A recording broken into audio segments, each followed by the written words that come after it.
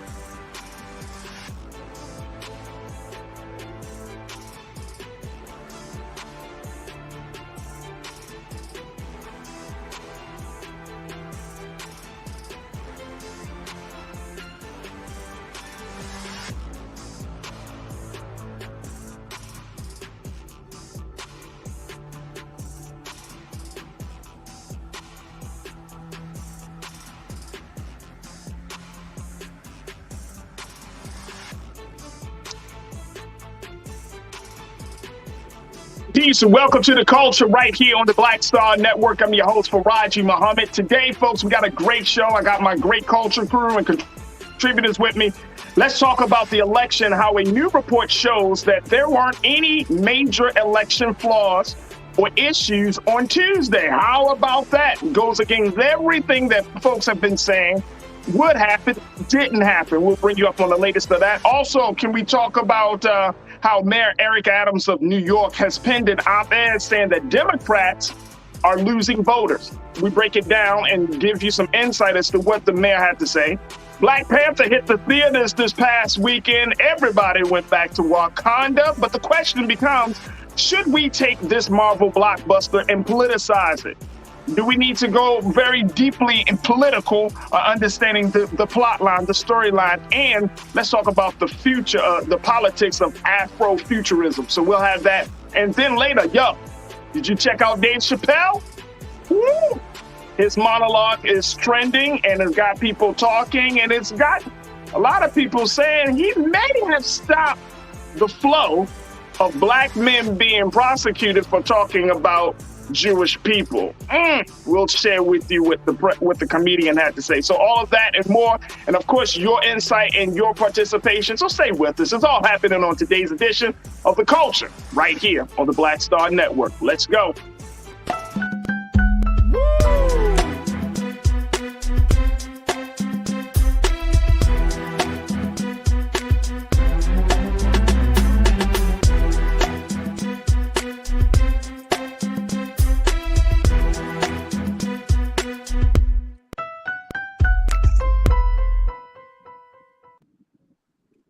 Folks, welcome to The Culture here on the Black Star Network. I'm your host, Farajii Muhammad. Thank you so much for joining us today. Let's jump right into it because we are joined by some dynamic contributors. I got my culture crew member, B-Fly, who is an artist. She is also the co-founder of Blackwater Production House, and she is a filmmaker. Y'all know her. She's always bringing her authentic self to the conversation. We're happy to have her. And also we got Brother Michael M. Hotep, who is going to break it down, give us some history and so much more as we have these conversations about politics and culture. And of course, we invite you to join us in the discussion. Make sure y'all get ready to jump in on our chat lines as we're streaming now on YouTube and on Facebook.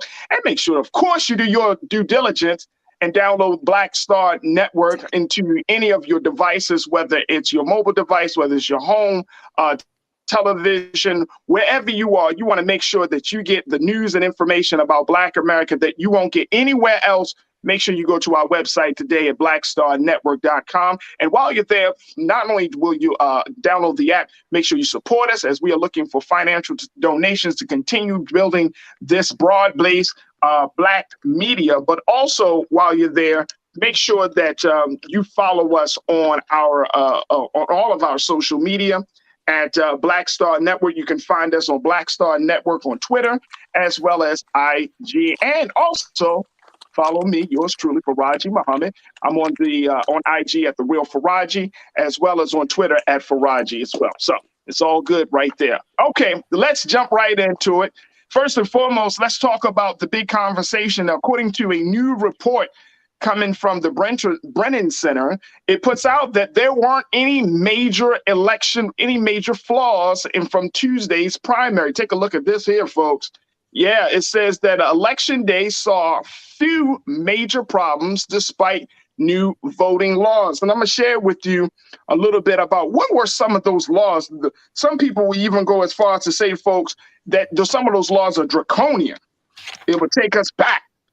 And so I want to talk a little bit about these laws, but more importantly, talk a little bit about, this idea of election integrity and why it's important as we have the bigger conversation about the state of democracy in America. All right, so let me bring in my contributors today. B-Fly, Brother Michael.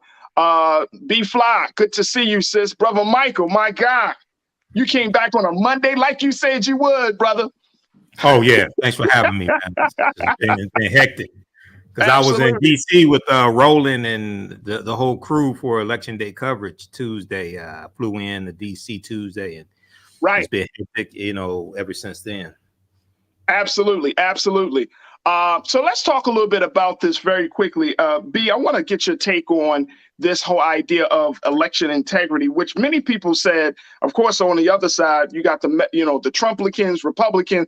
Many people said that, of course, based on 2020, that this election was going to be a fraud. But since Republicans did not materialize that red wave, since the Republicans also said, that they thought they were going to take the reins of power, and that didn't happen the way they planned it. But we are not even seeing a lot of issues with this year election. Are you surprised by this? No, it's midterm. So it's like the midterms are the one voting process that we, the people, can actually control. You know what I'm saying? Once we go 2 years from now and we have to wrestle with the Electoral College again and bite our nails and wonder if our representatives actually represent us, we deal with that next in 2 more years. But right now, midterms are the one place where we as the people, our vote actually counts. So I'm not necessarily surprised that there was a propaganda, like scaring the people in the beginning, letting hysteria just come on in. But this is what white supremacy does. Like, it's not even about Republican or Democrat anymore. You know what I'm saying? Like, this is literally like white supremacy, like fighting for itself, like on its last leg, like it's holding its last breath, and so we have what we have. That's interesting. That is interesting. This is white supremacy holding its last breath. Brother Michael, what's your take on this as you hear this, that we didn't see as many major problems that some people prophesied and expected to happen? Well, I know the Brennan Center for Justice put out this study, and it wasn't nearly as bad as people predicted that it was.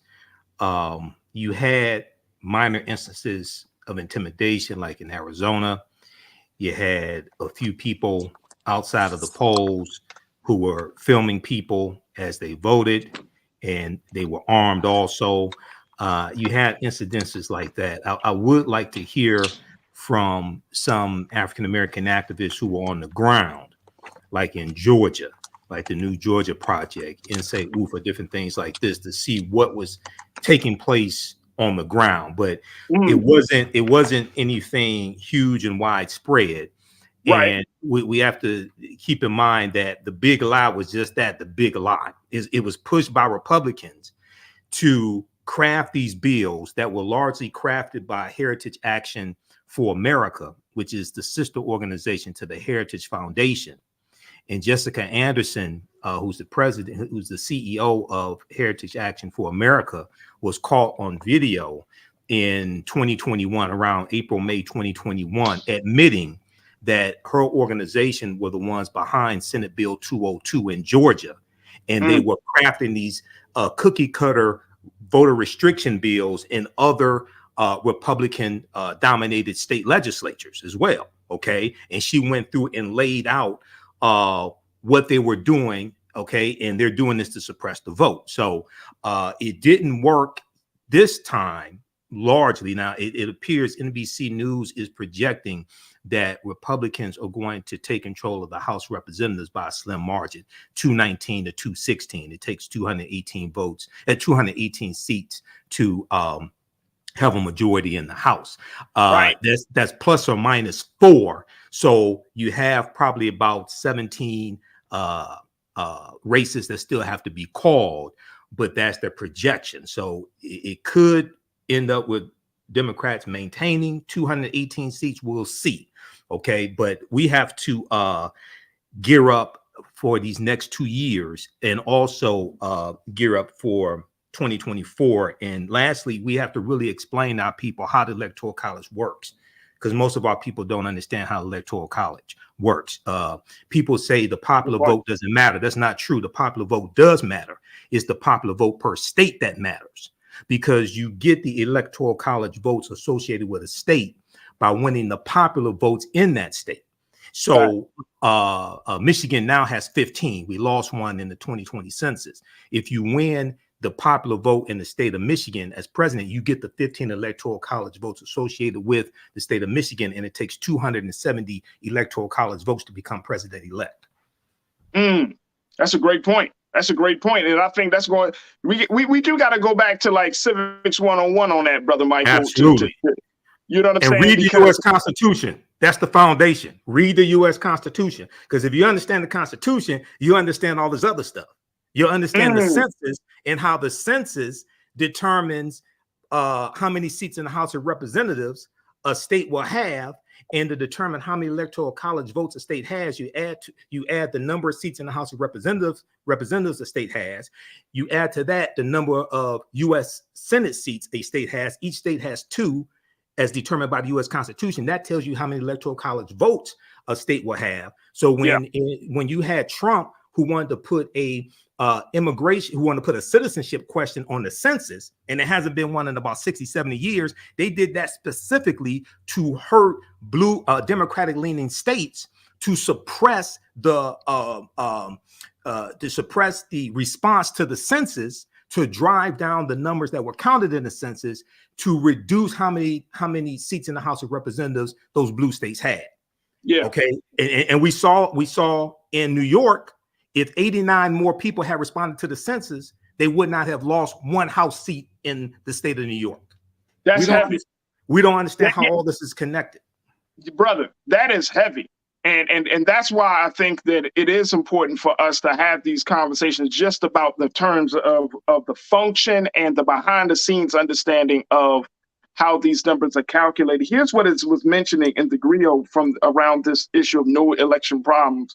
Take a look at this, folks. And an estimated 33 restrictive voting laws in 20 states were in effect for this year's midterms, according to the Brennan Center for Justice.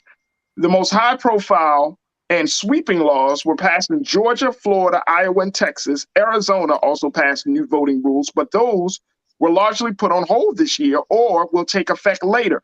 Of the 4 states with major voting law changes in effect, A preliminary analysis shows a decline in turnout among registered voters in Florida, Iowa, and Texas, while Georgia turnout declined slightly.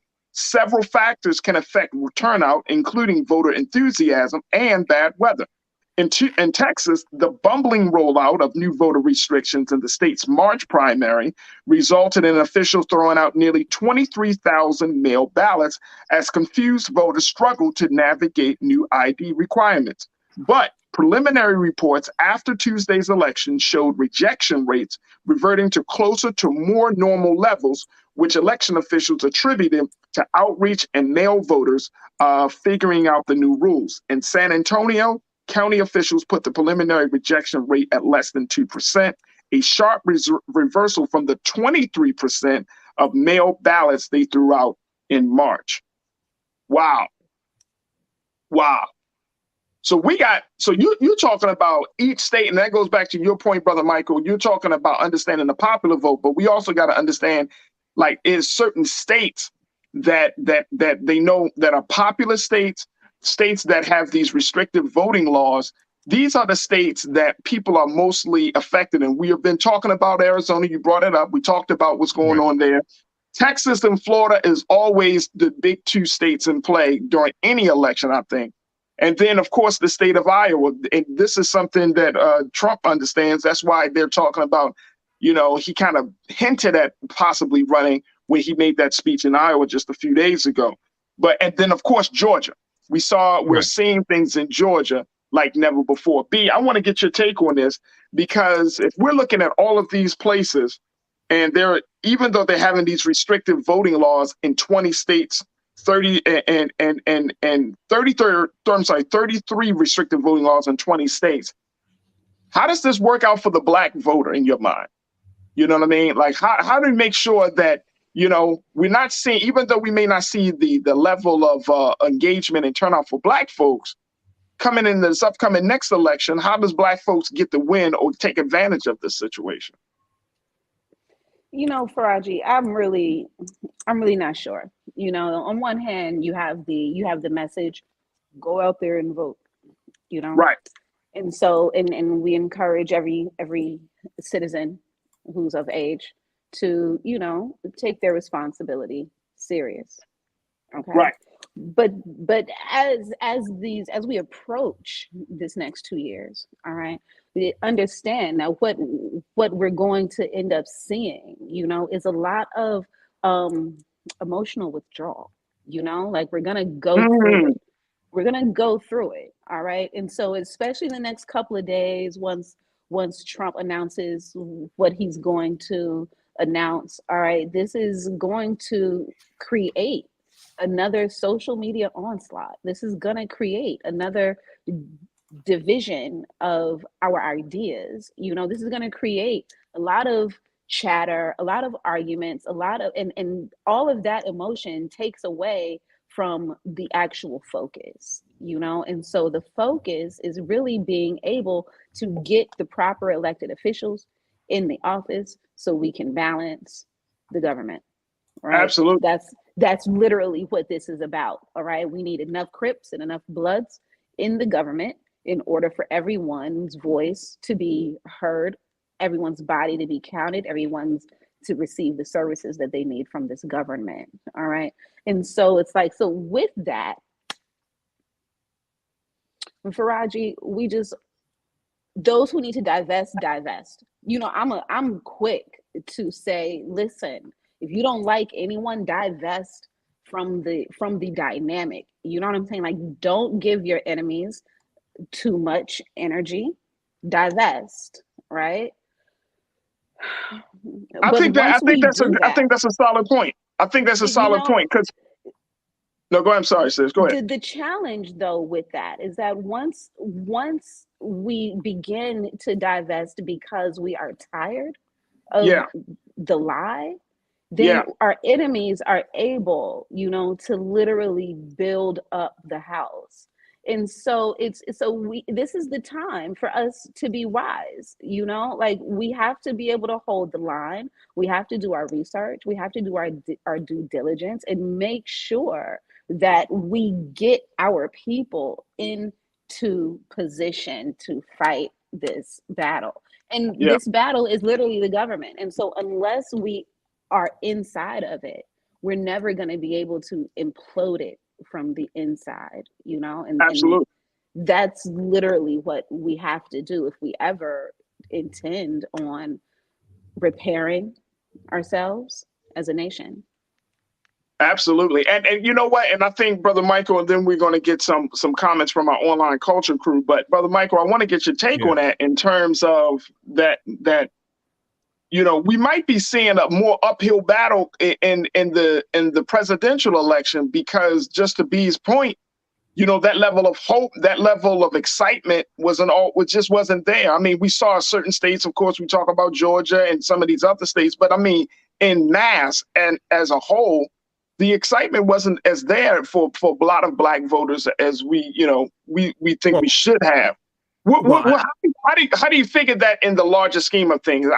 If the hope and excitement isn't there, if Black folks don't feel, quote unquote, engaged enough, how does that play out, bro? Well, a couple of things, Farajii, and that's an excellent question. And thanks for the comments also, Sister B Fly.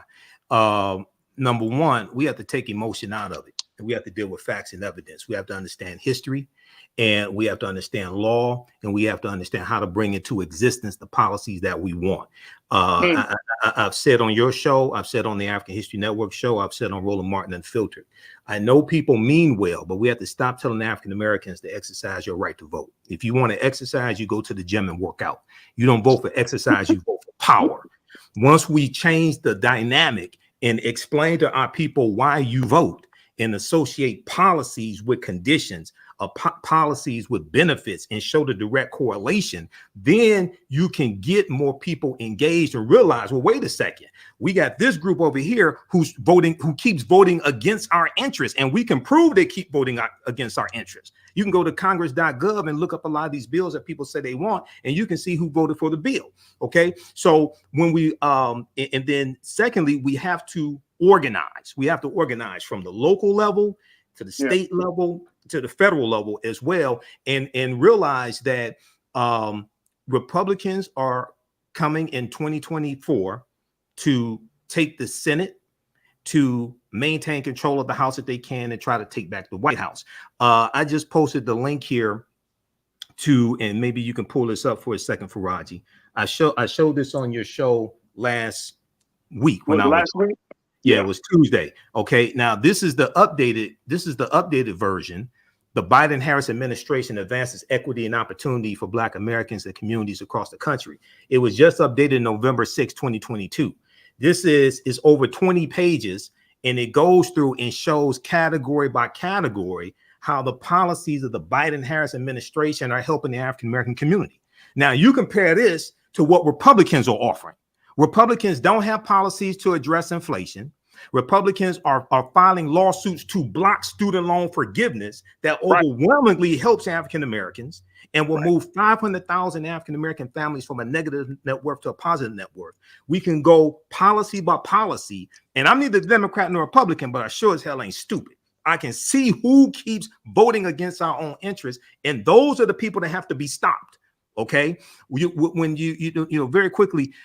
Telling African Americans to exercise your right to vote, it's like if somebody breaks into your house through the front door and starts shooting at you, and you run to the back door and you start shooting out the back door blindfolded. You're shooting, but you're shooting aimlessly, and you're not shooting with the intent of stopping the threat. So we have to understand voting with purpose and being able to identify these threats who pose a danger to us and take them out at the ballot box. You have to understand how to stop them.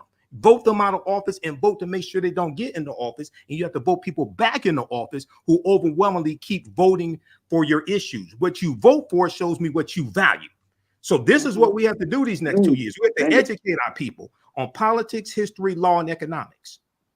What you vote for shows you what you value. Right. See, you got a bunch of Republicans crying when John Lewis died. We love John Lewis. Every last one of them in the House and the Senate voted against the John Lewis Voting Rights Act. What you vote for shows me what you value, including 16 Republicans in the Senate right now who in 2006 voted to reauthorize the 1965 Voting Rights Act. What you vote for shows me what you value. Take them out Wow. at the ballot box. There it is. There it is. Let me go to take a couple of comments from our online culture crew. All right, let's hear from it. Let's hear from it because folks are checking in. Let me go here. Was it Sean Ryan? Sean, you posted the Electoral College doesn't have to vote for the president with the popular vote, I believe. So, Sean, you know, Brother Michael, you just talked about that the popular vote. U.S. Supreme Court ruled. Yeah, it goes by per state.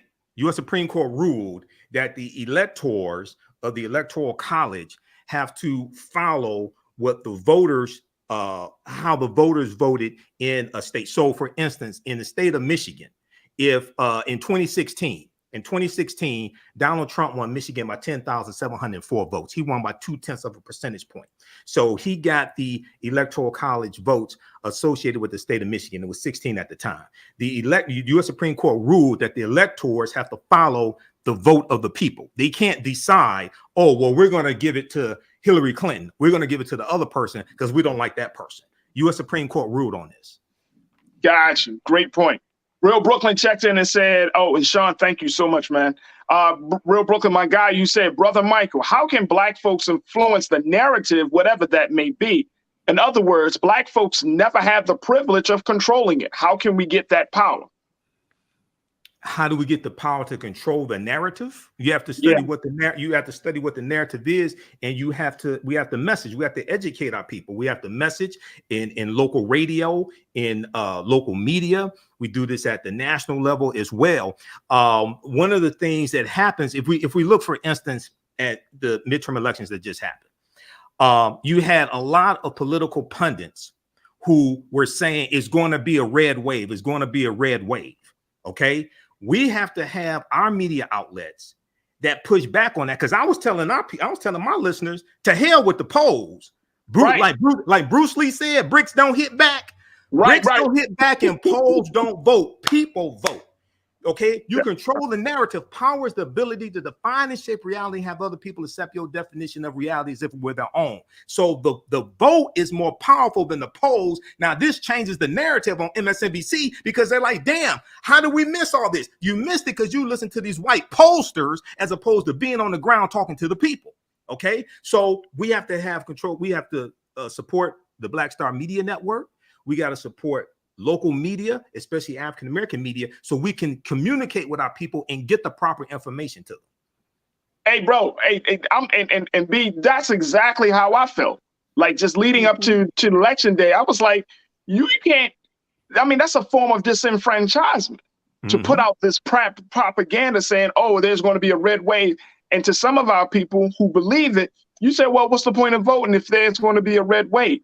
You don't have to listen to that. And I think that's an excellent point. And that be, you know, something that I know that you always talk about, which is, you know, voting some level of your conscience, being authentic, you know what I'm saying? Stand your ground and where you stand on the vote. You know what I mean? Like, you know, whether you vote or not, whether you vote for the Democrat, whether you vote for Republican. I mean, I think that's important that we keep those things in mind, because for me, voting could be the opportunity where we're promoting not just people to get involved in politics or the political participatory politics, but it could be the opportunity where we're seeing people becoming more independent and critical in their thinking.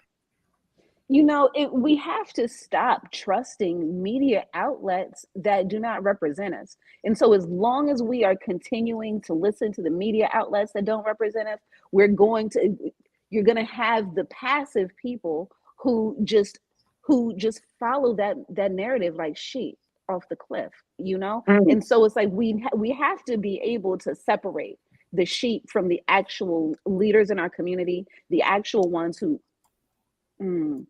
ignore white supremacist messaging and still fight the power. You know what I'm saying? And because let's be clear, that is not everybody. That is not everybody within our community. That is not every politician. That is not every media outlet. You know, it's not every thought leader. And so it is time for us to kind of weed out the pacifists, you know, and really unite and make a hardcore change. Like I'm very proud of the work that that Westmore has Yes. done in our Mhm. state.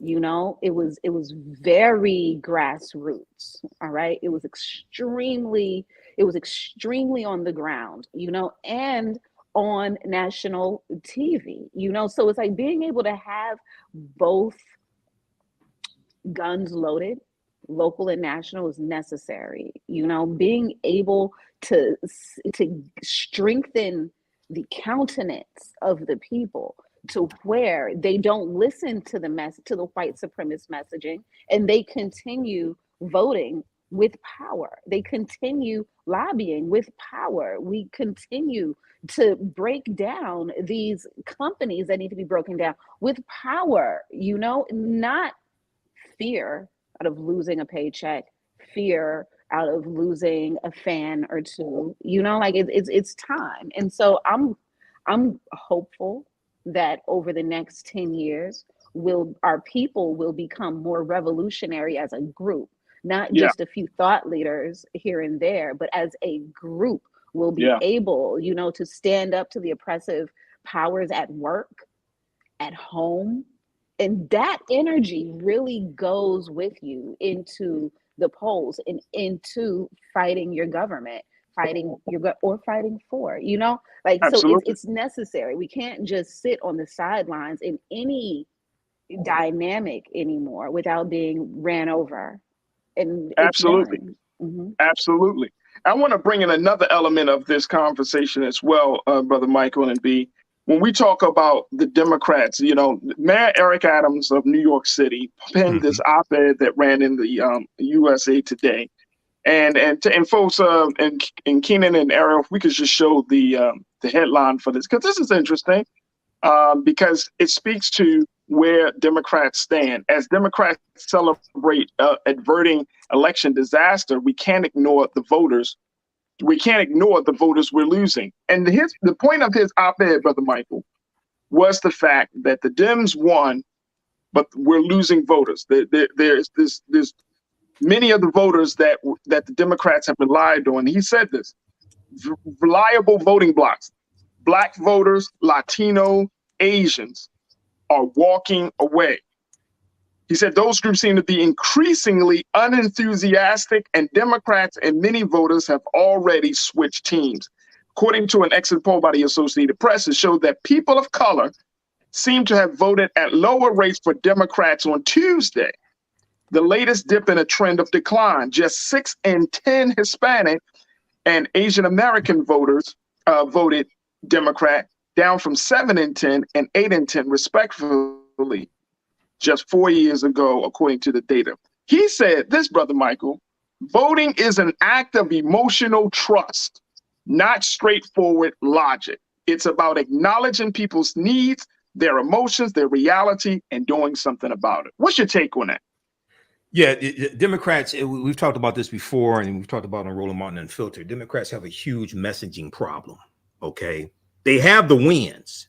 They have a $1.9 trillion American Rescue Plan to save the economy. They have a $1.2 trillion infrastructure bill, the largest infrastructure bill in the past 30 years. You have money coming. I can tell you right now, we have $105 million coming right here to Detroit to remove I-375 freeway that ran through Black Bottom and disrupted the African American community here. You have money coming to repair expressway to remove expressways or repair them. You have money coming to remove lead pipes all across the country, and this is going to help a lot of African Americans as well. But when it comes to $5.8 billion $5.8 billion in 2021 for HBCUs, which is the largest amount of funding HBCUs have ever gotten in a single year. But when it comes to talking about your wins, when it comes to explaining people, and you have to do this on a constant basis. You can't do this 2 weeks before the election. It has to be constant. It has to be constant messaging. Okay. And this is something that Biden early on said he was going to do. He was going to take a victory lap after like the American Rescue Plan was passed, things like this. But you get bombarded with actually trying to do the job, and you hope people are watching and paying attention. But many people are not, because they're day-to-day working and taking care of kids, and they're not. So you have to constantly message what you've accomplished but more importantly, how what you have accomplished is helping them. Okay. But now, let me ask you this, though, bro, Michael. Yeah. Let me ask you this: is it a messaging problem or is it a messenger problem? Because these last few weeks, they roll out the pinch hitter, Mr. Obama, President Obama himself. You know what I'm saying? He was crisscrossing the country, you know, getting his. Well, that's understandable in the last. That's understandable in the last 2 weeks of an election. Okay, I'm not relying on President Obama to deliver the message for Democrats outside of an election, because at the same time, there's an unwritten rule that there's only one president at a time. So they bring in when you have. It's just like they have Bill. It's just like they have Bill Clinton on the campaign trail the last 2 weeks. That's understandable. Okay, but when you look at, for instance, if you pull, you still have the document that I showed you. Yeah. Okay. You can pull it up. Yeah, pull it up. Who do you know that's told you this, talked about this document besides me? Now, this is from whitehouse.gov. I don't work for the White House. Right. Scroll through this. This is over 22 pages because they just updated November 6th. Emmett Till anti-lynching bill, student loan forgiveness, all this stuff. Who the hell you know has talked about this besides me? They have a huge messaging problem when it comes to getting this information down to grassroots people, down to everyday people. And they need to break this up, put this in TikTok videos, put this in not Twitter, because hopefully Twitter goes bust with Elon Musk. Okay. But put this in social media video, put this in different forms and break this stuff down to explain to people, hey, look, this is what we've been doing. A lot of these policies don't make the headline news, things like this. They're fighting against redlining when it comes to banking. They're fighting to help African-American farmers keep their lands, things like this. A lot of the stuff that's in the trenches that's not sexy, they've been working on. Okay. But if you don't follow this every day, you don't listen to the African History Network show, right? You don't listen to the Culture or Roland Martin Unfiltered. Right. You don't even know this. I told Reverend Al Sharpton about this document. He didn't even know it existed. Because he had me on his show for 2 hours.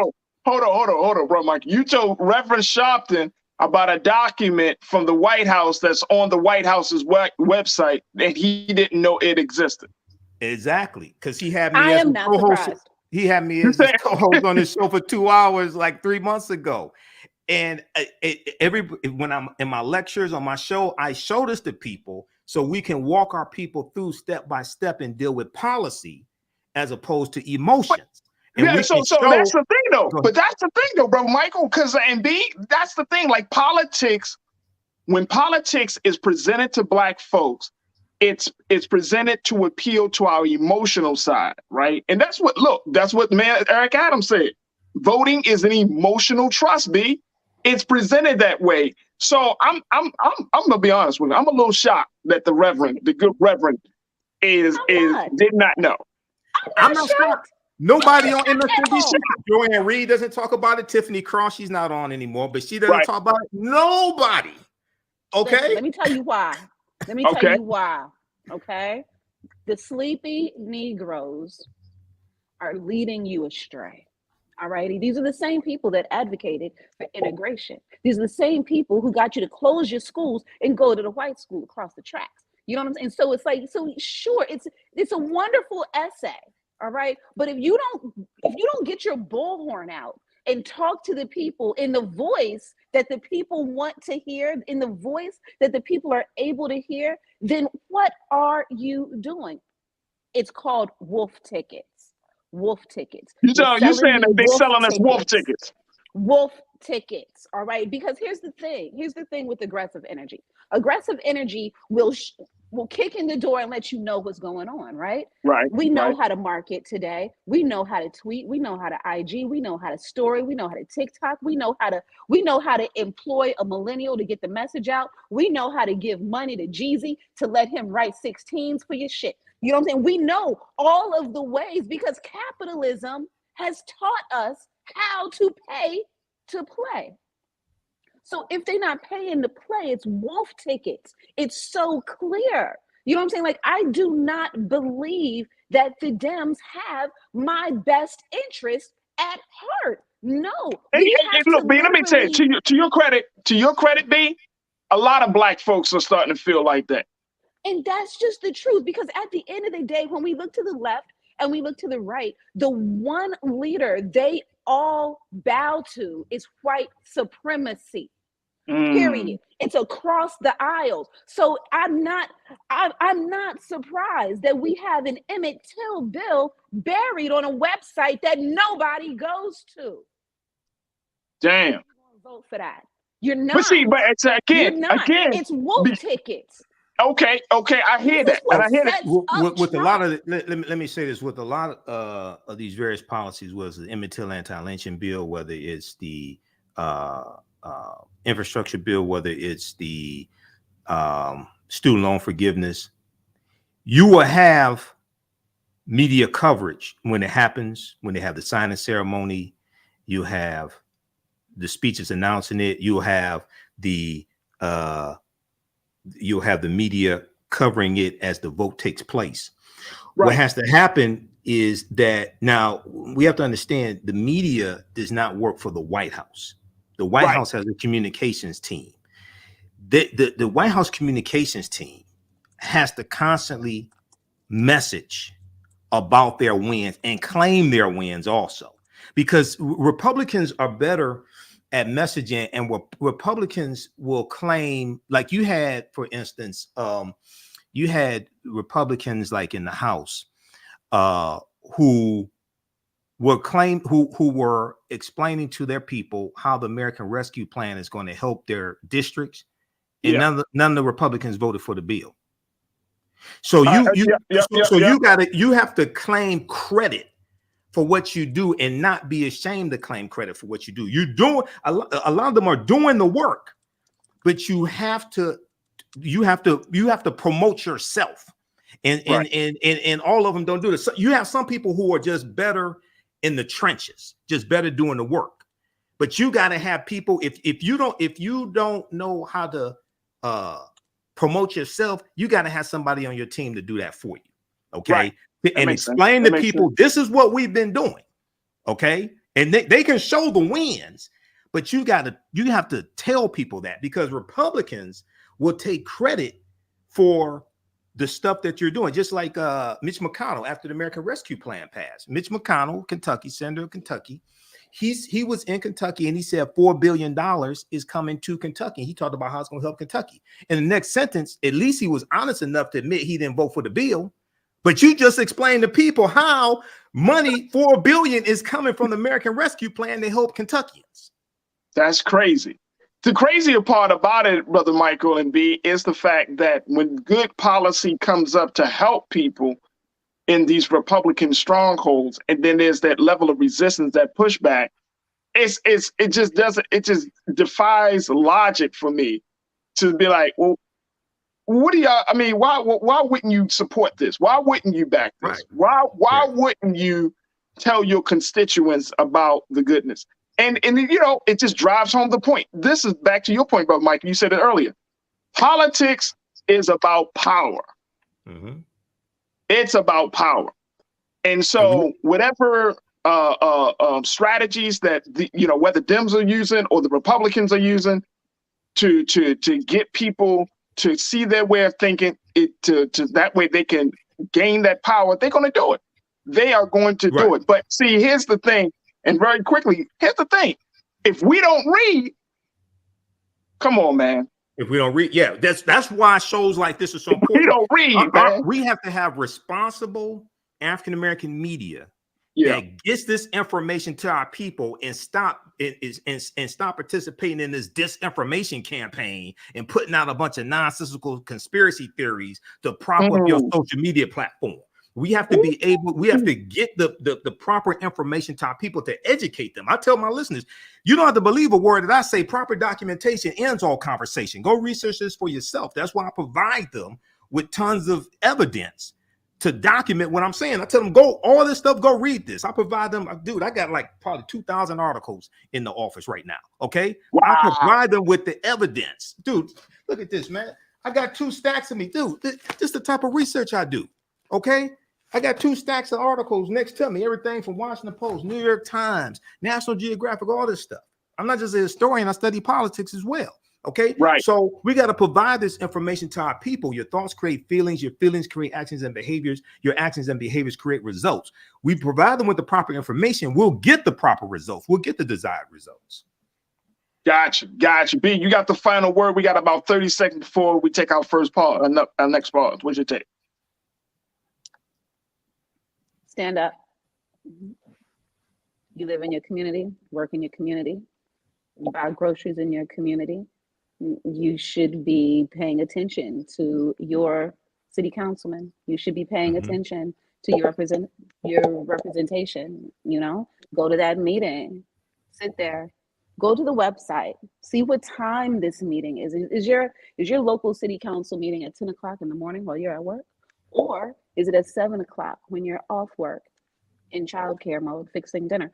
You know, these are the things that we have to balance. All righty. Yes, there's always more work to be done. But if we don't do that work, then you will get bulldozed over and all of your rights will be eradicated. And we can't have that happen on our watch. Right. And then, hey, JB, can I put out one more thing?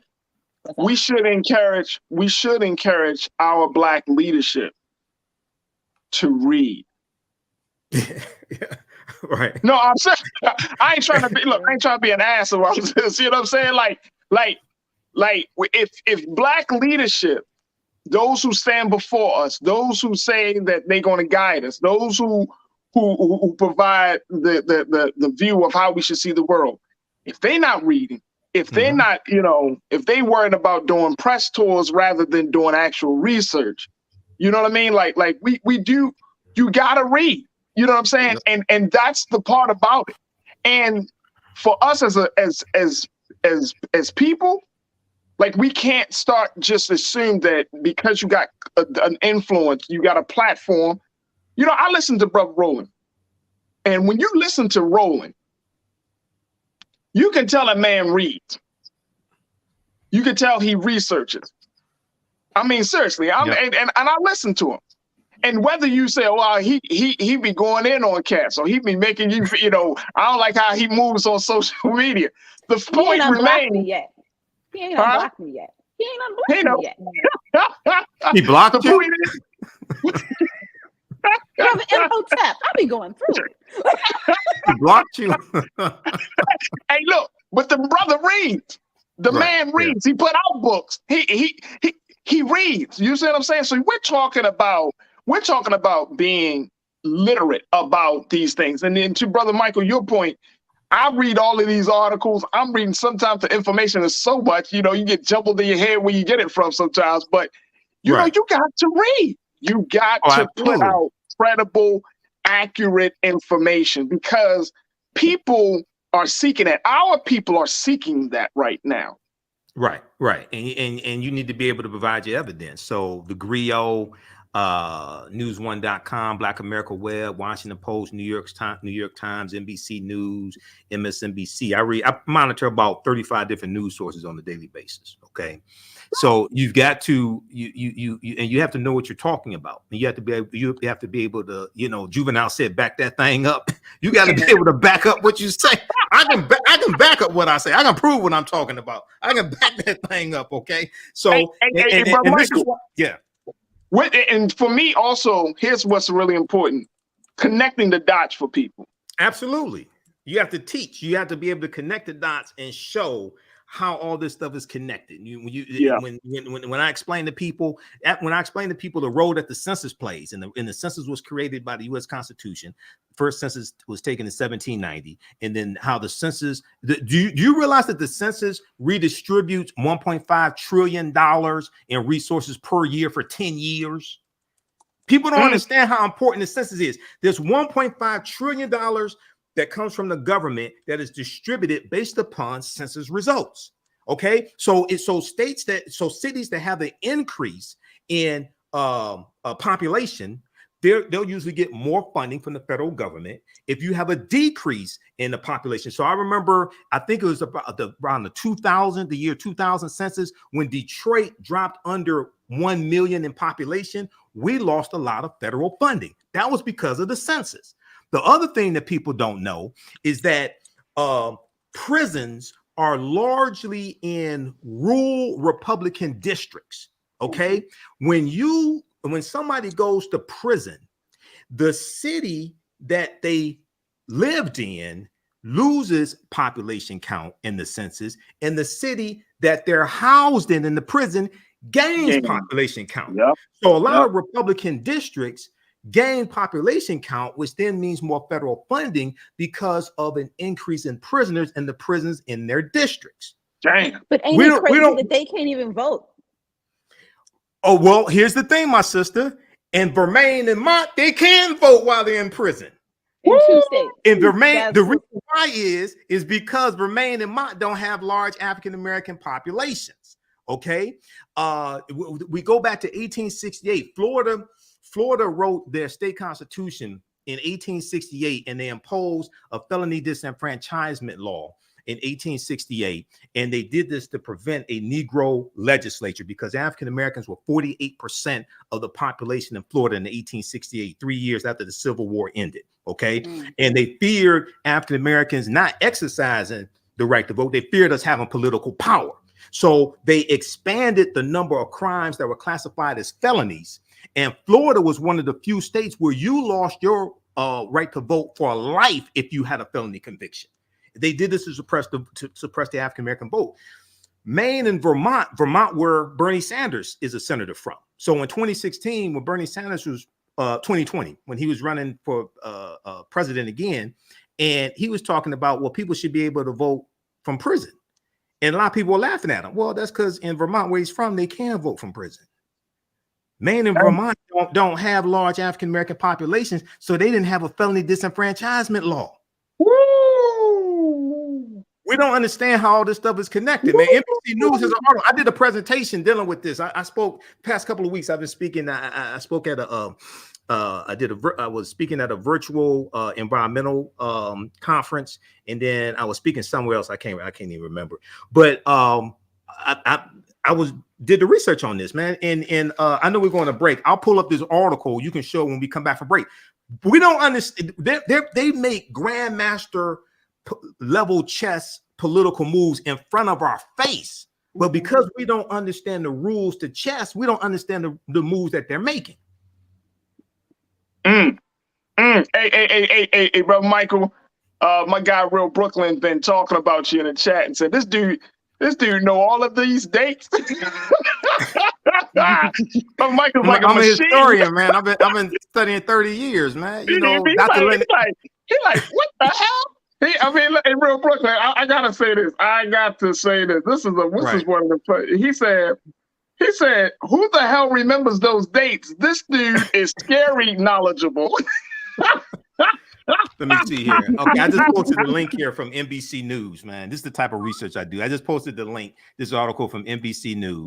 We're gonna jump on it when we come back. Come back from the break. Yeah, okay. Absolutely. We gotta take a quick pause. When we come forward, folks, we're gonna continue the conversation with Brother Michael and Hotep and B Fly, and of course you, as we continue to talk about these things.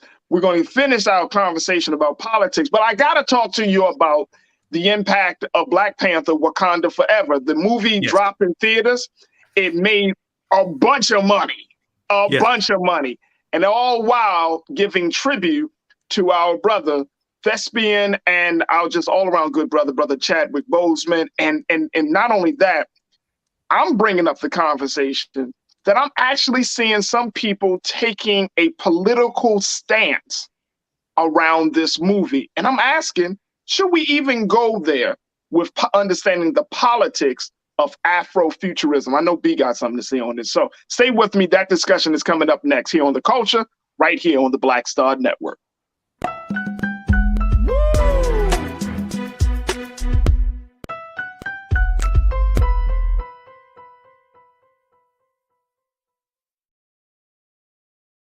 Don't you think it's time to get wealthy? I'm Deborah Owens, America's Wealth Coach, and my new show on the Black Star Network focuses on the things your financial advisor or bank isn't telling you. So watch Get Wealthy on the Black Star Network.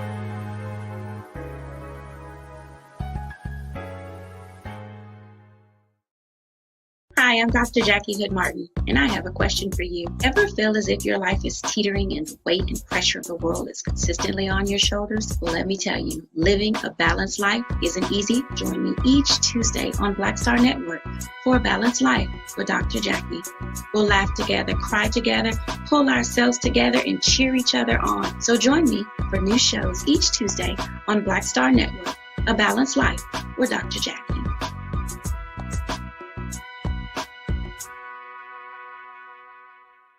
Pull up a chair, take your seat. The Black Tape with me, Dr. Greg Carr, here on the Black Star Network. Every week, we'll take a deeper dive into the world we're living in. Join the conversation only on the Black Star Network.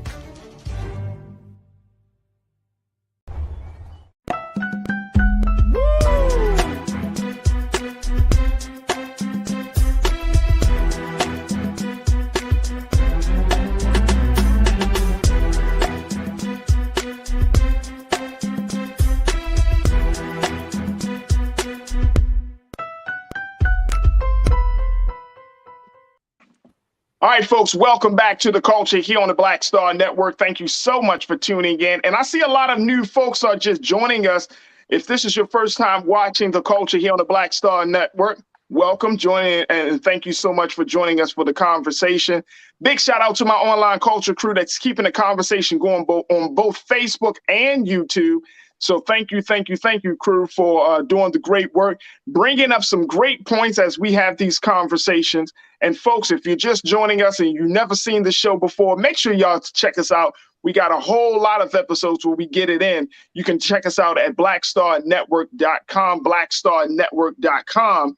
And when you do that, you can also see the past shows. You can see ways to give, to continue to support us.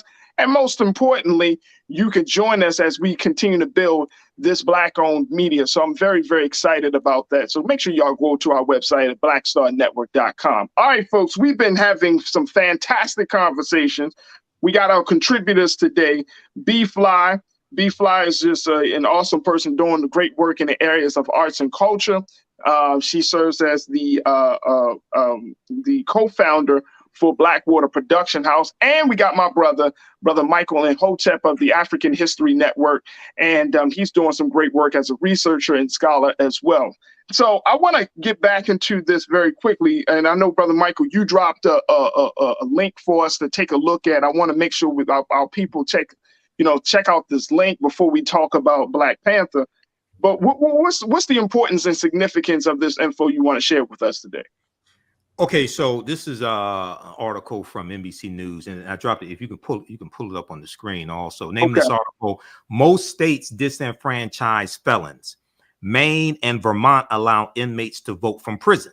Okay, and the difference between Maine and Vermont and Florida, okay, Maine and Vermont are two very small states, and they're two very white states. They have a very small African American population. All right, so they don't have a history of felony disenfranchisement like Florida, like Georgia, like these former Confederate states who are trying to suppress the African American vote, like Mississippi, things like this, right? So we see a difference in the way people get treated. And like I said, Florida was a state where you lost your right to vote for life. Okay, now it's just it was because of Amendment 4, 2018. People like Desmond Meade and others who got it put on the ballot in Florida and got that law changed. But then the Florida state legislature, Republican dominated, they came back and passed another law and said, well, before you can vote again, you got to make sure your fees are passed, your fees are paid, and restitution, things like this. Okay. Now, lastly, in Georgia, Senator Raphael Warnock and Herschel, that's just my baby's daddy Walker, right? So some people may ask, well, why do they have a runoff election in Florida, in Georgia? Okay, why can't it just be whoever gets the most votes wins? If you don't get 50% of the vote in Georgia in statewide elections, it goes to a runoff. Well, that goes back to 1963 and a white supremacist state representative named Denmark Groover. And Denmark Groover, a segregationist in Georgia, he pushed to have this statewide election law, and it was specifically designed to keep African Americans from having statewide power. And the reason why they did this was because remember, Georgia is a former Confederate state.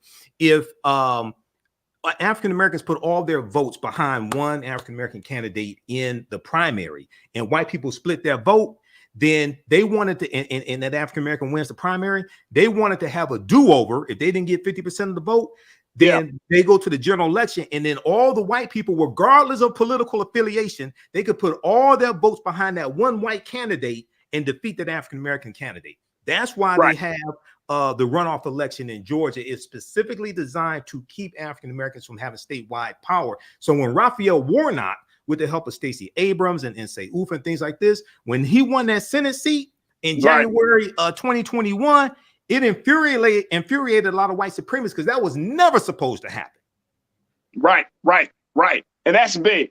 That's big. That's another conversation, though. That is definitely. But I'm so happy that you brought those two states up, Vermont, Maine, allowing prisoners to vote.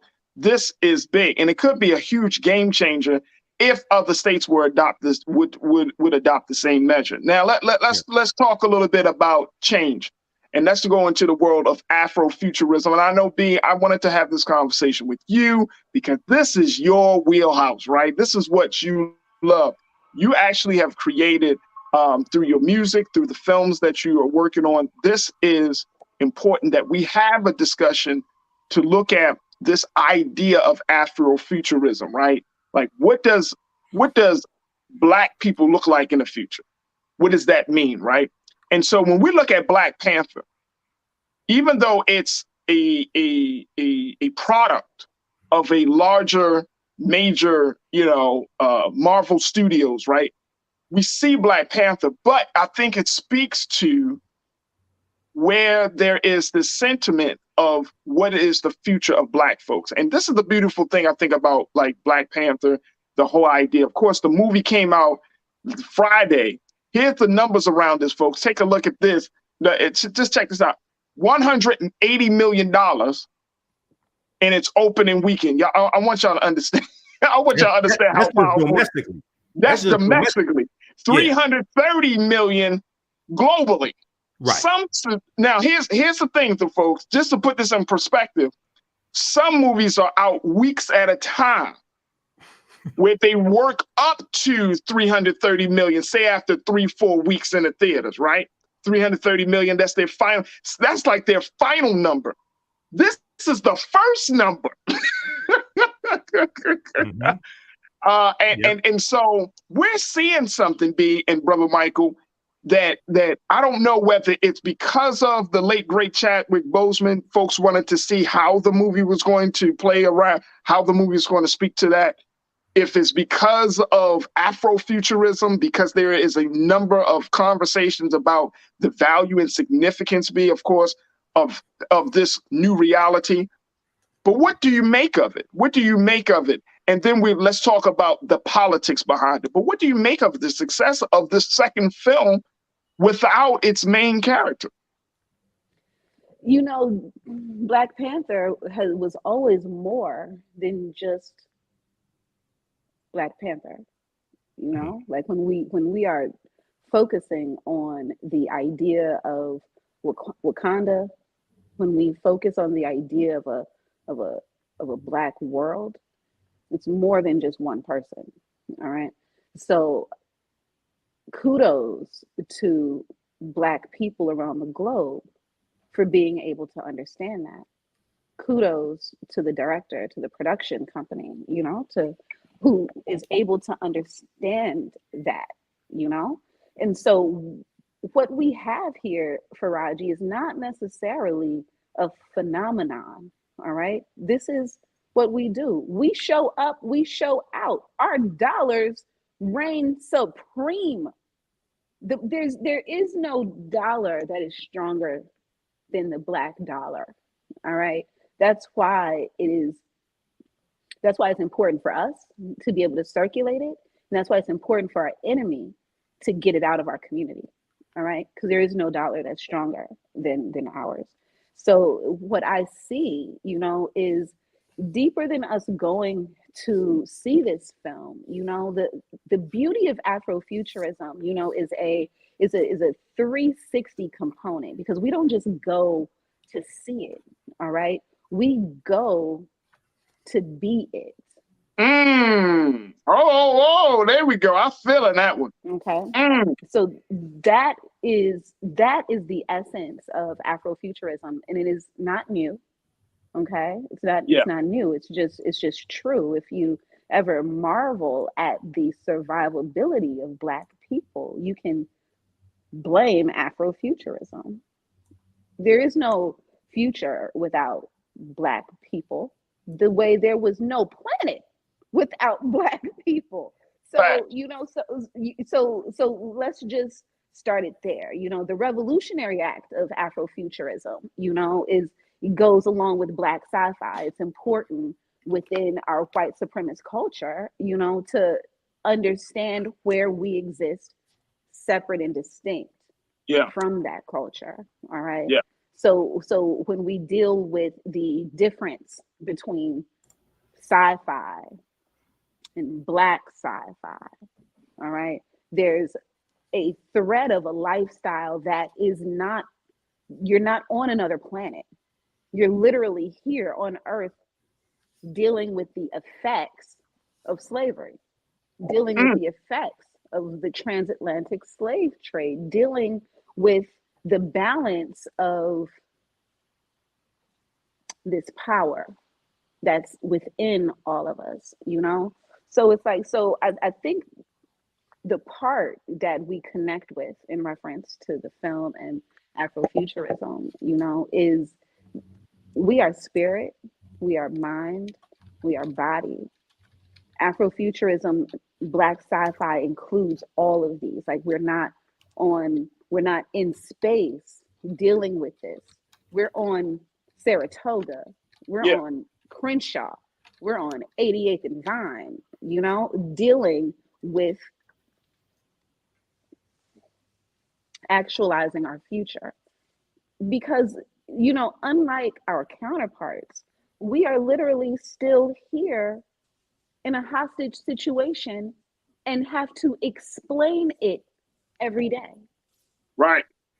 This time travel that we are forced into from the moment we wake up, it is a part of all of our Afrofuturistic lifestyles, So I argue that Afrofuturism is not a genre, is not literature.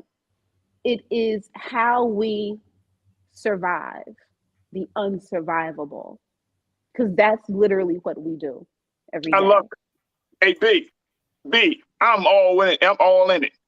And you are the first person, just for full transparency, I never really considered Afrofuturism until I actually literally met you and Riz, your husband. Like, and folks, when I'm saying that for real, because you don't. Again, this idea of a Black future. Y'all remember the Jetsons? There were no Black folks in the Jetsons, man. There was no Black folks in the Jetsons in the future. Mm-hmm.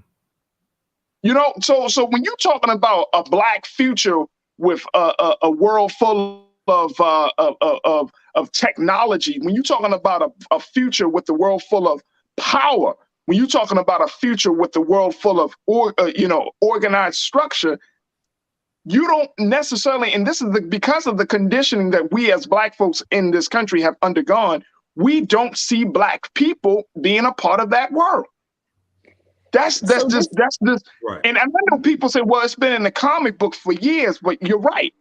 But this is a whole different level. Once you bring something from the books into film, right, it's felt on a different level. And brother Michael, I want to get your take on this because yes, the Rolling Stone just put out a piece earlier today.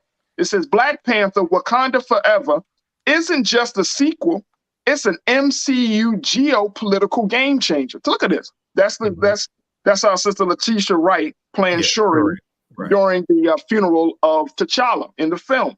Right. They said that Ryan Coogler's blockbuster draws from the comic superhero mythos and real-life revolutions to make a strong anti-colonialist argument. It also resets the cinematic universe's political balance in a big way.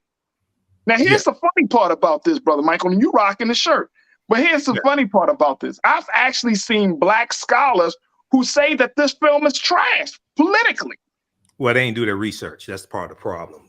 So let me preface this by saying, I did 3 months of research on the film Black Panther and the Black Panther comic book before I did my lectures on the film Black Panther, because I have lectures that I've done on the film. One of them was almost 3 hours, and it's available at my website, theafricanhistorynetwork.com. So I did deep research, because after I saw the film in February 2018, even though at the time I've been studying history, what was it, 25 years or 26 years at the time, I knew I was not qualified to do lectures on the film and really talk about the film. So I did deep research. Everybody was not that responsible. Let me put it politely like that, to do that. So first of all, when we do Afrofuturism, we're dealing with science fiction and fantasy meeting cultures of the African diaspora. And we see this represented in the film. Now, Wakanda, even though it's a fictitious place, that a fictitious African country in Central East Africa, and over time, the location changes, but it's somewhere around Rwanda, Uganda. Even though it's a fictitious African country, Wakanda is a real word. We see Wakanda in the Omaha Ponca and Sioux Indian Native American languages. It means possesses secret powers. It's also in the Osage language as well, and it's in reference to the Osage god, their deity. Okay, Wakanda. There are different spellings of it. One of the most popular is Wakanda, which you see in the film. In Wisconsin, there is a Wakanda Water Park in Wisconsin. It's spelled the same way as in the movie. It's been there for decades. There are schools across the country, like in Nebraska, named Wakanda. Now, it's also a Kikongo word. Kikongo is a Bantu language. And in Kikongo, it's in reference to family.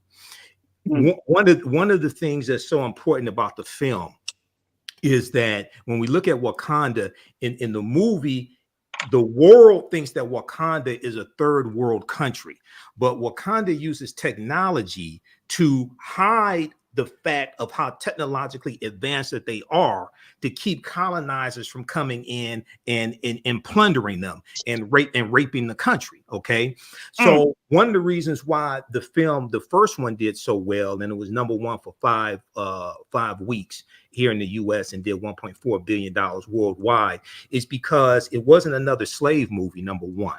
And even though slavery is part of our history, ain't the only part of our history.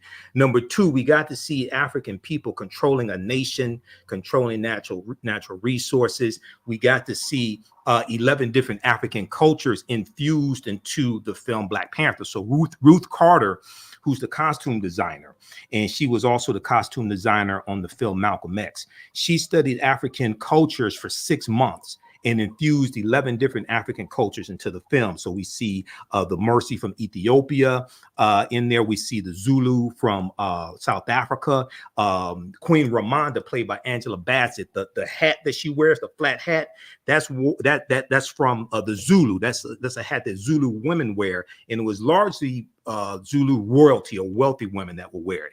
The rings that we see the Dora Milaje wear around their necks, okay, that's from an African culture as well. And the Dora Milaje, who are the Dora Milaje means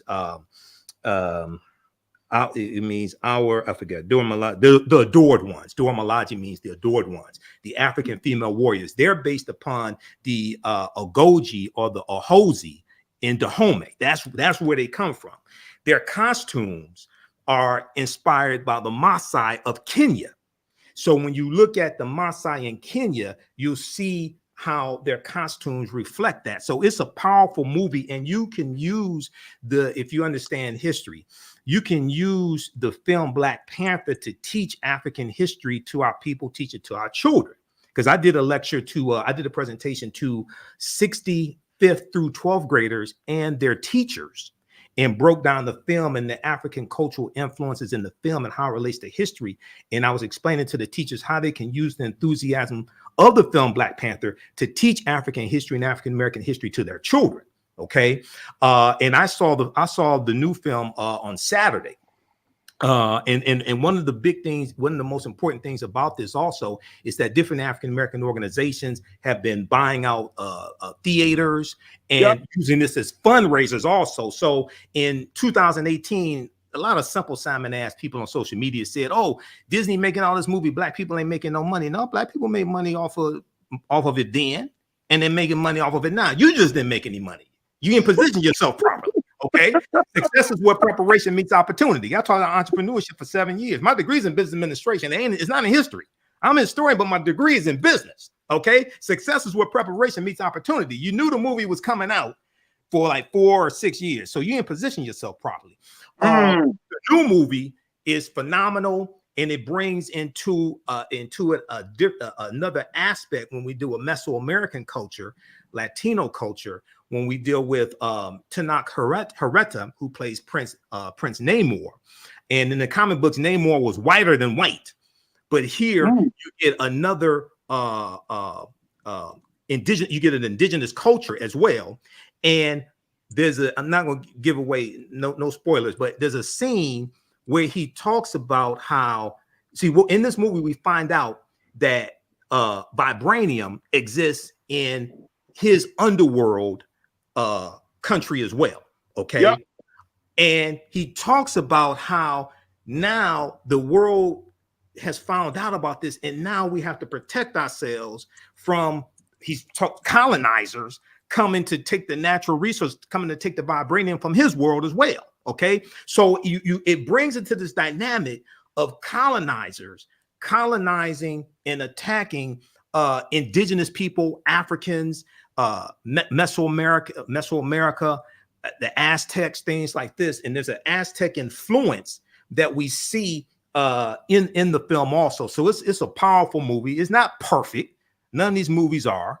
So the naysayers, if you don't like it, go make your own damn movie. But you ain't gonna do that. First and foremost, brother Mike, you know how I feel. You know how I feel about when you break it down, brother. I appreciate you for breaking down the history and giving us some insight on that, because I think that's important. And you know, when we talked about before the movie was released last week, we talked about it, and I shared with people, brother Michael and B. Look, this is a Black man. Now, I don't know if we can talk about this enough. That Ryan Coogler took this film, this story. Mm-hmm. And he brought it to the screen. Right. Oh, yeah. Yep. And he rewrote it. He rewrote the story. Now, he rewrote. You talking about after Chadwick Boseman died? Because he had to rewrite the script after Chadwick Boseman died. He had to rewrite that script. Right. Right. He rewrite that. Joe Robert Cole, his writing partner. Yeah. Yeah. Right. They had to rewrite the script. And you're talking about all of these different elements that they had to infuse to create the story of Black Panther Wakanda Forever. I'm telling y'all, folks, go see the movie, because it's absolutely it is a phenomenal film on so many different levels. And so, you know, when you see it, it's like, you know, I get to a place now, brother Michael and B, that sometimes some of our people want to be so hard, so high, and so hard that, you know what, sometimes when something gives our people hope, gives our people a sense of you know, value, man, just let it go. I know, look, man, it's Marvel. It's not the Smithsonian Institute putting out the film. Well, what happens is good historians know how to take pop culture and take it to the next level and infuse the history into it and use it as a tool to reach the masses. Okay, the people who are whining and complaining, a lot of them are unhappy with themselves, and they don't want other people. They don't want Black people to be happy unless they are the reason for the happiness, and they can monetize the happiness. Come if on, they can brother. sell it to you, then they're all right. So they're saying more about themselves than they're saying about Marvel or Disney. But this is a powerful movie, and we need to take that and deal with the history surrounding all this, and use this to teach our people and teach our children also. Absolutely. And you know, B, to you, back to your point that you was making about colonialism Mhm. and what we're seeing. Like this movie right here I think it opens the door for us to have some very, very important conversations about our history, about colonialism, about the unity of Black and brown communities. Mhm. It's like this film speaks on all of those things, about grief, about legacy. I mean, I don't want to give no spoilers away, but this film Right. speaks to so many different pieces. And I think that if there's an opportunity to teach our people, to inspire our people, and to empower our people, I think we should take it, B. I think we should just take it, whether it comes from a movie, whether it comes from a comic book, or whether it comes from a news show, whatever the case may be, take it. Yeah, you know, like when the Matrix came out, all Mm, right, it created a splinter culture, all right, that understood deeper conspiracy, understood that we're all plugged in to a source that is not organic, and it's on the individual to unplug. All right. That's the greater messaging behind the Matrix, right? And so anyone who was a part of that Matrix generation changed and grew as a result of this fictional piece. yep. Okay. So to me, Black Panther and the Matrix tell the same story. Mm, Okay, tell the same story. They all grossed about the same amount of yeah. money. All right. And so because at the end of the day, people are striving to connect to a source that is not white men. Woo. Even white people, Come okay, on. understand Come that on. there's a greater source that the supremest white man has yet to reveal. And so, because of that, you know, we have to continue the exploration, you know. And so, a lot of how this film was brought to us, right, had less to do with historical accuracy and more to do with cellular memory. Mm, Cellular memory you will not find in a book. You will remember it in your DNA. You'll feel it like deja vu. And Black people have an abundance of cellular memory. Our gut flora is amazing. We know what's happening. Even if there's no proof, we know for a fact that Trump is up to some shit. We know. right. We you know Right. we Right. know we already know certain elements, even if we can't put our finger on the exact data. And so that's the part that has to be strengthened in order to exist in the Afrofuture without being a drone. Because you're not gonna die. All right. You might not lead with your thought though. And that's scary. The idea that if you exist, you'll be droned. No, no. So in order to not be droned, you have to some extent, step outside of your historical context that was Yeah. written most likely by a man who was most likely sucking the patriarchy's dick and not the truth. You understand? And so until we get to that, to where we can understand what is written inside of our DNA, to actually be able to speak on that, to stand on that, and to build new nations off of that supreme wisdom, that right there is what Wakanda is. Wakanda is not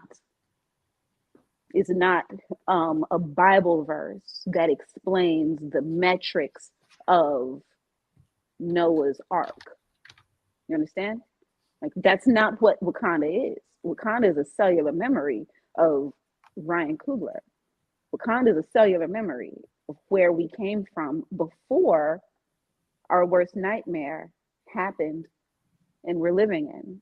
You know, Yep. the post-traumatic effects of slavery and disenfranchisement from our language and our culture. You know, we have to figure out a way in order to make ourselves whole again, you know, and I don't think that reparation is ever going to come from an external source. That reparation has to come from an internal source of the cellular people, you know. And I think, to your point, B, when you're talking about, you know, the cellular level of understanding, you're talking about having at least a reference point of history, understanding that all of our history is not always written in a book. All of our history is not always it can be found literally on the walls of some of the greatest pieces of stone. You know what I'm saying? From the pyramids and other places. So, you know, we have our history. We have made our mark literally all over this globe as Black people. Right.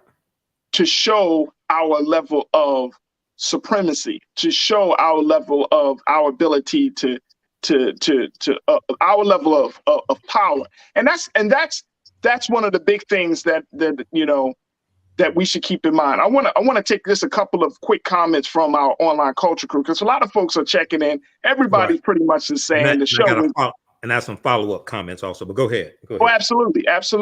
Melcon Huger, you said, I knew Black Panther was going to be done right because of the comic book. He's a beast. Absolutely. Absolutely. Real Brooklyn, my guy, you said, look, I think Afrofuturism has always been here. Wouldn't have music, art, and some folks who stole this genre and made money off of our culture. Elvis. Here's the real thing, Real Brooklyn. Elvis gave credit to Black folks when he got started. You can check the history. Elvis knew that he was taking his sound from the greats of like a B.B. King and others. He did that. He understood that, and he said it. Right, because Little Richard said when Elvis first met him, he said Elvis called me the king. Okay. Right. Little Richard said, right? So yeah, right. Absolutely.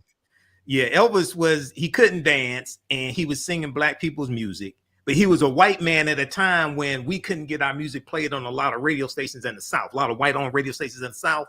Okay, so that's you know, somebody like Elvis today, he wouldn't go anywhere. But yeah. I mean, is that not Jack Harlow, Justin Bieber? I was just about to think of like a Jack Harlow or Harry. What's it, Harry Styles? Is that not Eminem? Harry Styles? But we can get Vanilla Ice. We can get our. But it was even worse back then. But because we couldn't get our records played in, like with Little Richard, you know, and other artists, they would put out covers. So you know, I guess probably one of his first hits was Hound Dog. Well, that was sung by Big Mama Thornton, okay, who was an African American woman who doesn't really get a lot of credit. Elvis Presley, Hound Dog, that Elvis Presley made popular, was originally sung by a Black woman named Big Mama Thornton. All right. There's now sung by Doja Cat. Shout out. Yeah. When I was a kid, there was you know, because my parents taught me a lot about music, and because I grew up in Detroit, so you got to learn about Motown. I'm 51 years old, right? So there was a 33 and a third album that my parents bought me called The Roots of Rock and Roll. And it had all these old groups on there before white people copied their music. It had Chuck Berry and Fats Domino and Little Richard, all these different artists on there that white people copied and put out cover records on. And because Pat Boone put out a cover record of Tutti Frutti, sounded horrible. Copying Little Richard, it sounded horrible. All right, but this is how a lot of these people, you know, got the money stolen, got ripped off from a lot of the money they would have made when you had white artists putting out cover. And the white artists didn't ask permission. They just did Right. it. They just Pat and that Boone was and part of the asked Mo culture Richard too, permission. right? Yeah. Hey, brother Michael, that was part of the culture too. That It's wasn't colonialism. like It's music colonialism. right. They were Musical colonizing the colonialism. music. Yep, Right. exactly. Right. Exactly. So I think that's a great point. All right, let me go to a couple of more points, and then I want to hear what your other point was, brother Michael. Lady T is my first name. Who said it's almost 3 hours talking about Black Panther. It definitely leaves you complete and content knowing what is coming in part 3. Facts. Yeah. And once you see the film, it feels. And here's the thing. And I don't know. And Lady T, brother Michael B. When you see the film, this is the crazy. This is not crazy, but this is the power of film. And I know to you, this is this work that you always are working toward, right? We had a major real life moment in the death of Chadwick Boseman. Right. That was taken and put into the storyline as a king who had fallen ill, who had died because of an illness, right? Mm-hmm. And I don't know about y'all. In theater, I was a theater major in high school at the Baltimore School for the Arts. So they talked about this thing, like in theater, you have this what they call the fourth wall, right? Where you don't penetrate through the fourth wall. You don't look directly in the audience when you're performing, right? But some pieces allow you to open up that fourth wall where you're doing a scene and then all of a sudden you're looking and talking to the audience. But the fourth wall that was broken down in this film was the fact that there was literally a death, a real mourning that was taking place because our brother didn't die on film. He died in real life. So it almost felt like, and this is the crazy part, like I was a part of the story, not just watching the story. And I don't know if you got that sense and take, brother Michael and B, like you are a part of the story. Like when you heard them talking about T'Challa and who he was, you can clearly see from the actors' point of view, the actresses, that this wasn't an act, that this came up. You know what I mean? And it was just a very, very like unique and different space to be in with the movie, to have that level of connection. Because I cried. I ain't gonna lie, man. I cried throughout this film. The opening sequence. Don't you know how Marvel has that opening title sequence where it shows the name Marvel and it flashes all of its heroes and all of its characters. They changed that for this film where they only showed images of Chadwick. And normally it's done on the background with music playing in the back and and all this sound. Not for this film. It was like silence. And there was something that was sobering, but yet it was like you were a part of a funeral, but then you were a part of I mean, it just engrossed you in such a way. And I don't know, brother Michael and B, like what that was. That feeling say it again. The Conjuring. Okay. The Conjuring. All right. It's a tool. It's a tool we use to get through, to get over, all right, to get by, all of that. It's the Conjuring. All right. And it connects you to the vastness of time. All righty. And so then the second principle there would be time travel. All right. So in that moment, all right, not only was the spirit of Chadwick conjured, all right, for every person, all right. So that means that now his spirit is wrapping into this film for every person over and over and over again, which means that you are now traveling through time as well. Deeper than you did the first one, deeper than you did. And so these are true tools, all right, that Afrofuturists use in order to shift our world, all righty, in order to ensure that our place in the future is real and not made up. You understand? So like and all of these are tools that are within your DNA that your grandmother gave to you. Right. So that's the difference between Black sci-fi, white sci-fi. All right. White sci-fi has to make you green, has to turn you into an avatar. in order to connect. All right. All we have to do is mourn. Yeah, I think that statement just said everything for me. It makes you, white sci-fi will make you feel like an avatar, but in this case, all you got to do is just be yourself and allow yourself to be human. Woo! All right, bro, Mike, you got the final word. We're gonna take a quick pause, but you got the final word on this. Oh yeah, I would say this is African spirituality, because we see African culture, African spirituality throughout the first Black Panther and this one here also. But very quickly, B Fly talked about reparations, and reparations coming from us repairing ourselves, partly at least. And when I talk about reparations, I'm all for repairing the damage of 246 years of slavery and decades of Jim Crow segregation, etc. But the concept of reparations means to repair, to restore you back to a state before the damage was done, before the harm was done. For reparations for African Americans, we first have to understand and analyze who African people were and what African people had before we were stripped of our history, culture, language, spiritual systems, folklore, mores, cosmology, nationality, and put into an institution of slavery. Too many people deal with reparations for slavery, but don't study who we were and what we had before slavery. We need to restore ourselves back to that, who we were before the trauma was done. Not just get a check, because if you give money to a mentally damaged people who've largely been taught to hate themselves and to see reality through the eyes of Europeans, what do you think they're going to do with it? Cash payments can be part of a comprehensive reparations package. In no way should cash payments only be the type of reparations, because if we all got $1 million today, white people have it all back by this time next week. And the only thing we would have done is stimulate their economy, and we would still be brain damaged. And the structural inequities that exist in the society because of the laws and policies that now distribute wealth, power, and resources to the hands of Europeans, those structural inequities will still be there. You haven't dealt with the damage and the harm. Okay, so we have to do a systems analysis when we deal with repairing the damage of the legacy of slavery and Jim Crow segregation and racism. Damn, Black people need to defragment their hard drive, basically, right? We need to defragment the hard drive. Right, yeah. but we were a whole people before the damage happened. Yep. So our focus should be getting back to that state that we were before our history was interrupted with the transatlantic slave trade. Woo. Not just getting a check.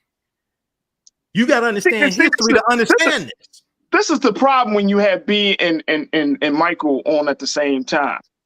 They open up too many damn conversations. Like, yo, I don't have that much time. You got a good problem on your hands, brother. We got good shows. You know, brother Imhotep, I'm wondering though, when we time travel all the way back, I think we'll find that there was a disease brewing that allowed slavery to happen, that allowed the colonists to trade Bibles for bodies. All right. So I wouldn't say that we need to go back to exactly where we were, but we do need to examine what was missing, where the greed was, where the disconnection was between the leaders and the people that allowed the transatlantic slave trade to actually exist, because it started on our motherland. So until there's a break, because honestly, I don't believe that reparation needs to happen by white men. Reparation needs to start with West Africa and Alabama, West Africa and Mississippi. There's a conversation that needs to exist, and there's an agreement that needs to be made that has nothing to do with white men and the patriarchy at this point. Because at the end of the day, like Brother Michael, I don't believe that we need to have our women circumcised. But a part of traditional African society totally stripped me of my clit. Do we go back there? Do we go back there in order to right the wrongs of the 300 years?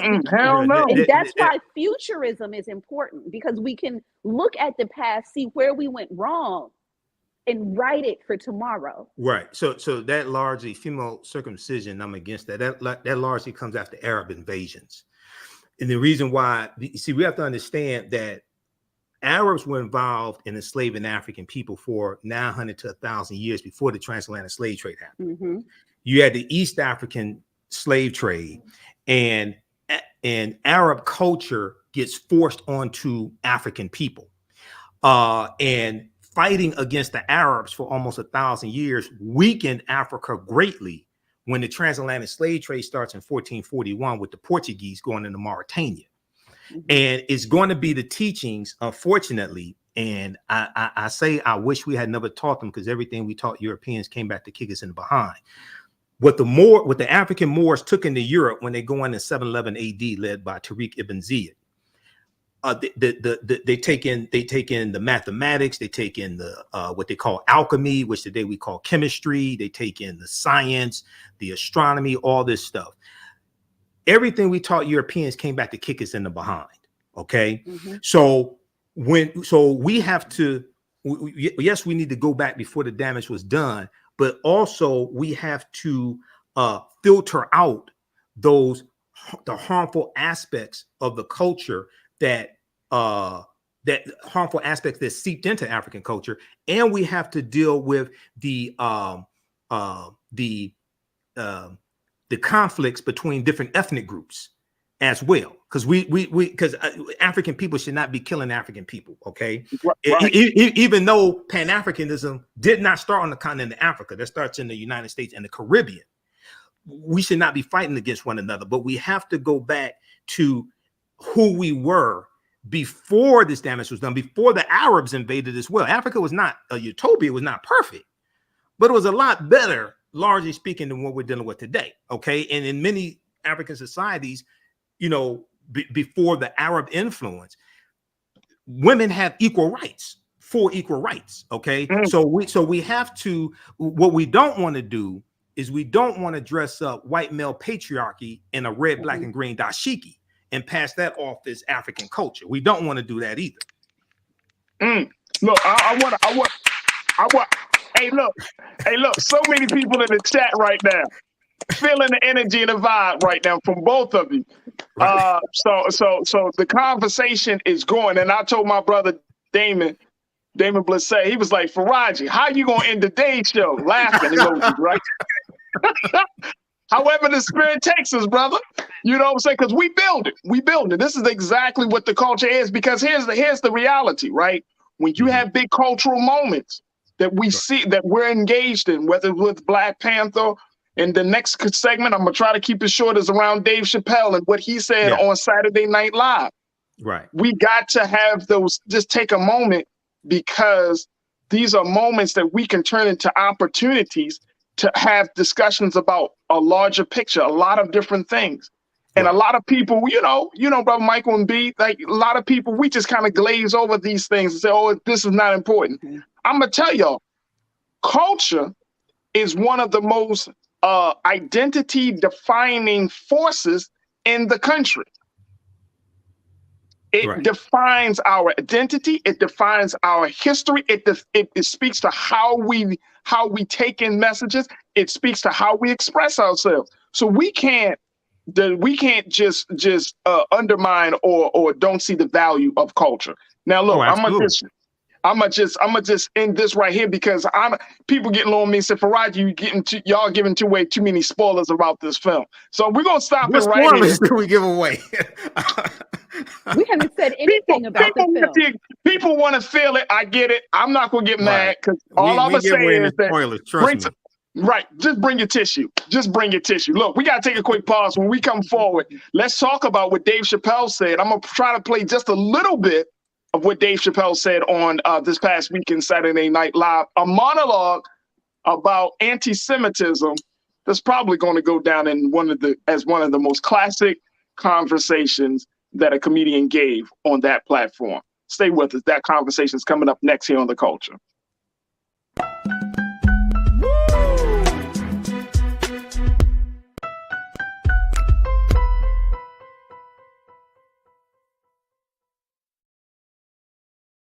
Hi, I'm Dr. Jackie Hood Martin, and I have a question for you. Ever feel as if your life is teetering and the weight and pressure of the world is consistently on your shoulders? Well, let me tell you, living a balanced life isn't easy. Join me each Tuesday on Black Star Network for A Balanced Life with Dr. Jackie.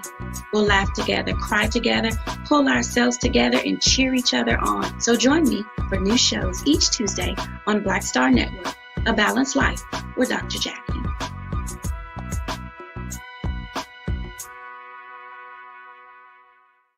When you talk about blackness and what happens in black culture, we're about covering these things that matter to us, speaking to our issues and concerns. This is a genuine people-powered movement. There's a lot of stuff that we're not getting. You get it, and you spread the word. We wish to plead our own cause. Too long have others spoken for us. We cannot tell our own story if we can't pay for it. This is about covering us. Invest in black-owned media. Your dollars matter. We don't have to keep asking them to cover our stuff. So please support us in what we do, folks. We want to hit 2,000 people, $50 this month, raise $100,000. We're behind $100,000, so we want to hit that. Y'all money makes this possible. Check some money orders. Go to P.O. Box 57196, Washington, D.C. 20037-0196.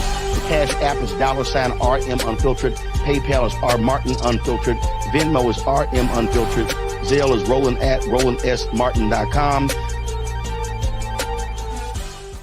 Hatred on the streets, a horrific scene, a white nationalist rally that descended into deadly violence.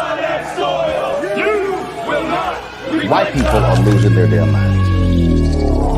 As an angry pro-Trump mob storms the U.S. Capitol, We're about to see the rise of what I call white minority resistance. We have seen white folks in this country who simply cannot tolerate black folks voting. I think what we're seeing is the inevitable result of violent denial. This is part of American history. Every time that people of color have made progress, whether real or symbolic, there has been what Carol Anderson at Emory University calls white rage as a backlash. This is the rise of the Proud Boys and the Boogaloo Boys. America, there's going to be more of this. Here's all the Proud Boys, guys. This country is getting increasingly racist in its behaviors and its attitudes because of the fear of white people. The fear that they're taking our jobs, they're taking our resources, they're taking our women. This is white fear.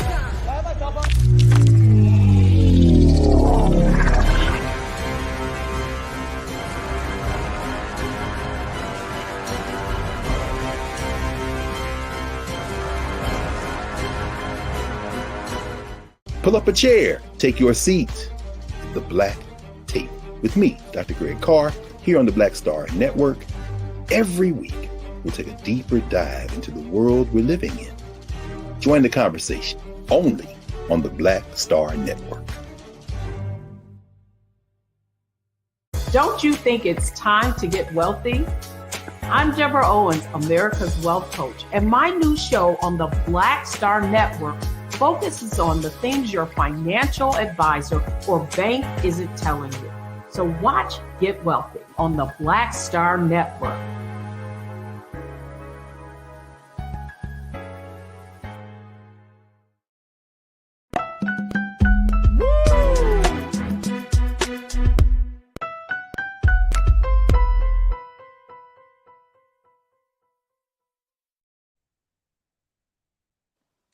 All right, folks, welcome back to The Culture here on the Black Star Network. For our final conversation, I wanted to bring to light a monologue that got the internet on fire, and it's from none other than legendary comedian, and I think we can say that at this point, legendary, iconic comedian Dave Chappelle, as he hosted this weekend Saturday Night Live with musical guest Black Star. I know a Black Star.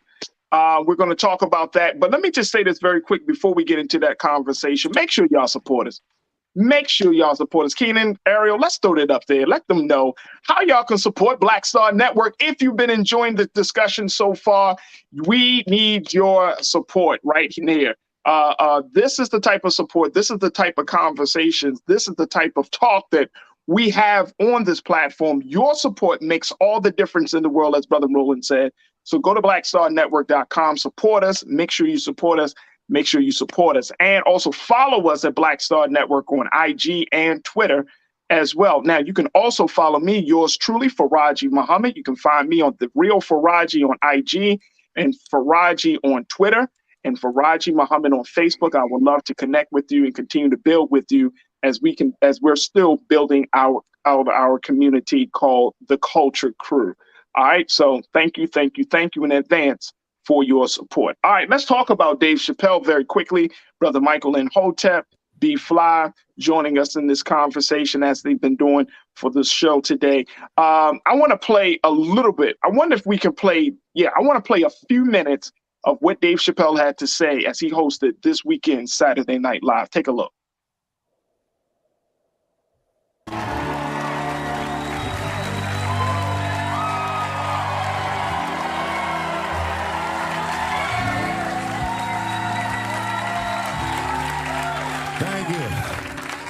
Thank you very much for being here. But before I start tonight, I just wanted to read a brief statement that I prepared. I denounce anti-Semitism in all its forms. And I stand with my friends in the Jewish community. And that, Kanye, is how you buy yourself some time.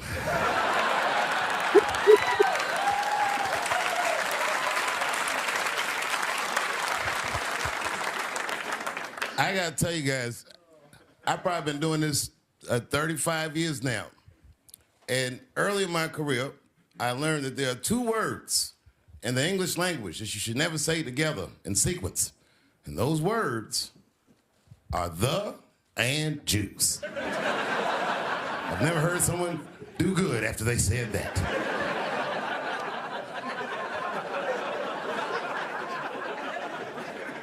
Kanye's gotten into some scrapes before. Normally when he's in trouble, I pull up immediately. But this time I was like, you know what? Let me see what's gonna happen first. Let's see where this is all going. I can't even remember how it started. Vaguely, I remember it started with a tweet, strange tweet. It was like, I'm feeling a little sleepy. I'm gonna give me some rest, but when I wake up, I'm gonna go DEFCON 3 on the Jews. And then he just went to bed. I was up all night worried. What is he gonna do to the Jews? Oh my God, I was so worried that night. Wait, let me just say this. Let me say this, y'all. Let me say this. Mm-hmm. The monologue is about 13 minutes long, a little bit over 13 minutes. And I have to say, Brother Michael B., I've listened to Dave Chappelle. He is a true master of the art of comedy. Yeah. I mean, seriously, like every joke delivered in such a way, I was dying, brother. I was dying.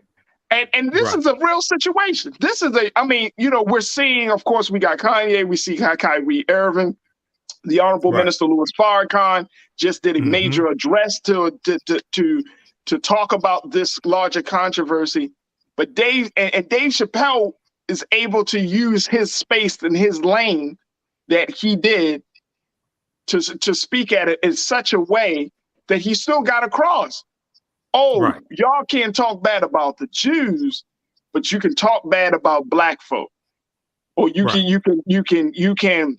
diminish the struggle of black people.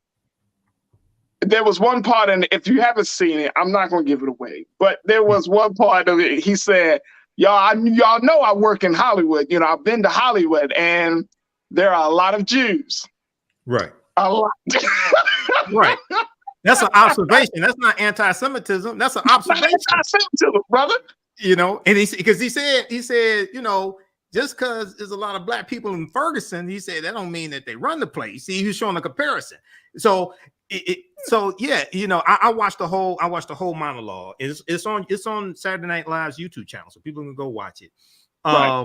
It was brilliant, but at the same time, I was surprised SNL let him use the N-word more than once.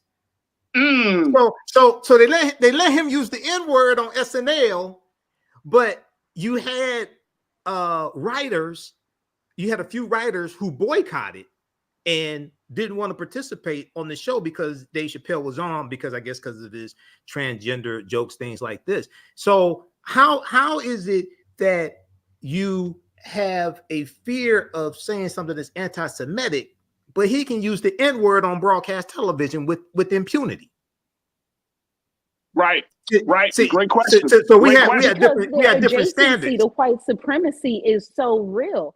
And the irony is that like they hide behind white supremacy, but are totally embedded within white culture, you know? And so Whoopi Goldberg was literally suspended from the show that she produced. She's the producer of The View. Okay. And she made a very clear observation. There is, when you're discussing race, when you are submitting your demographics, there is no Jewish box. They check white.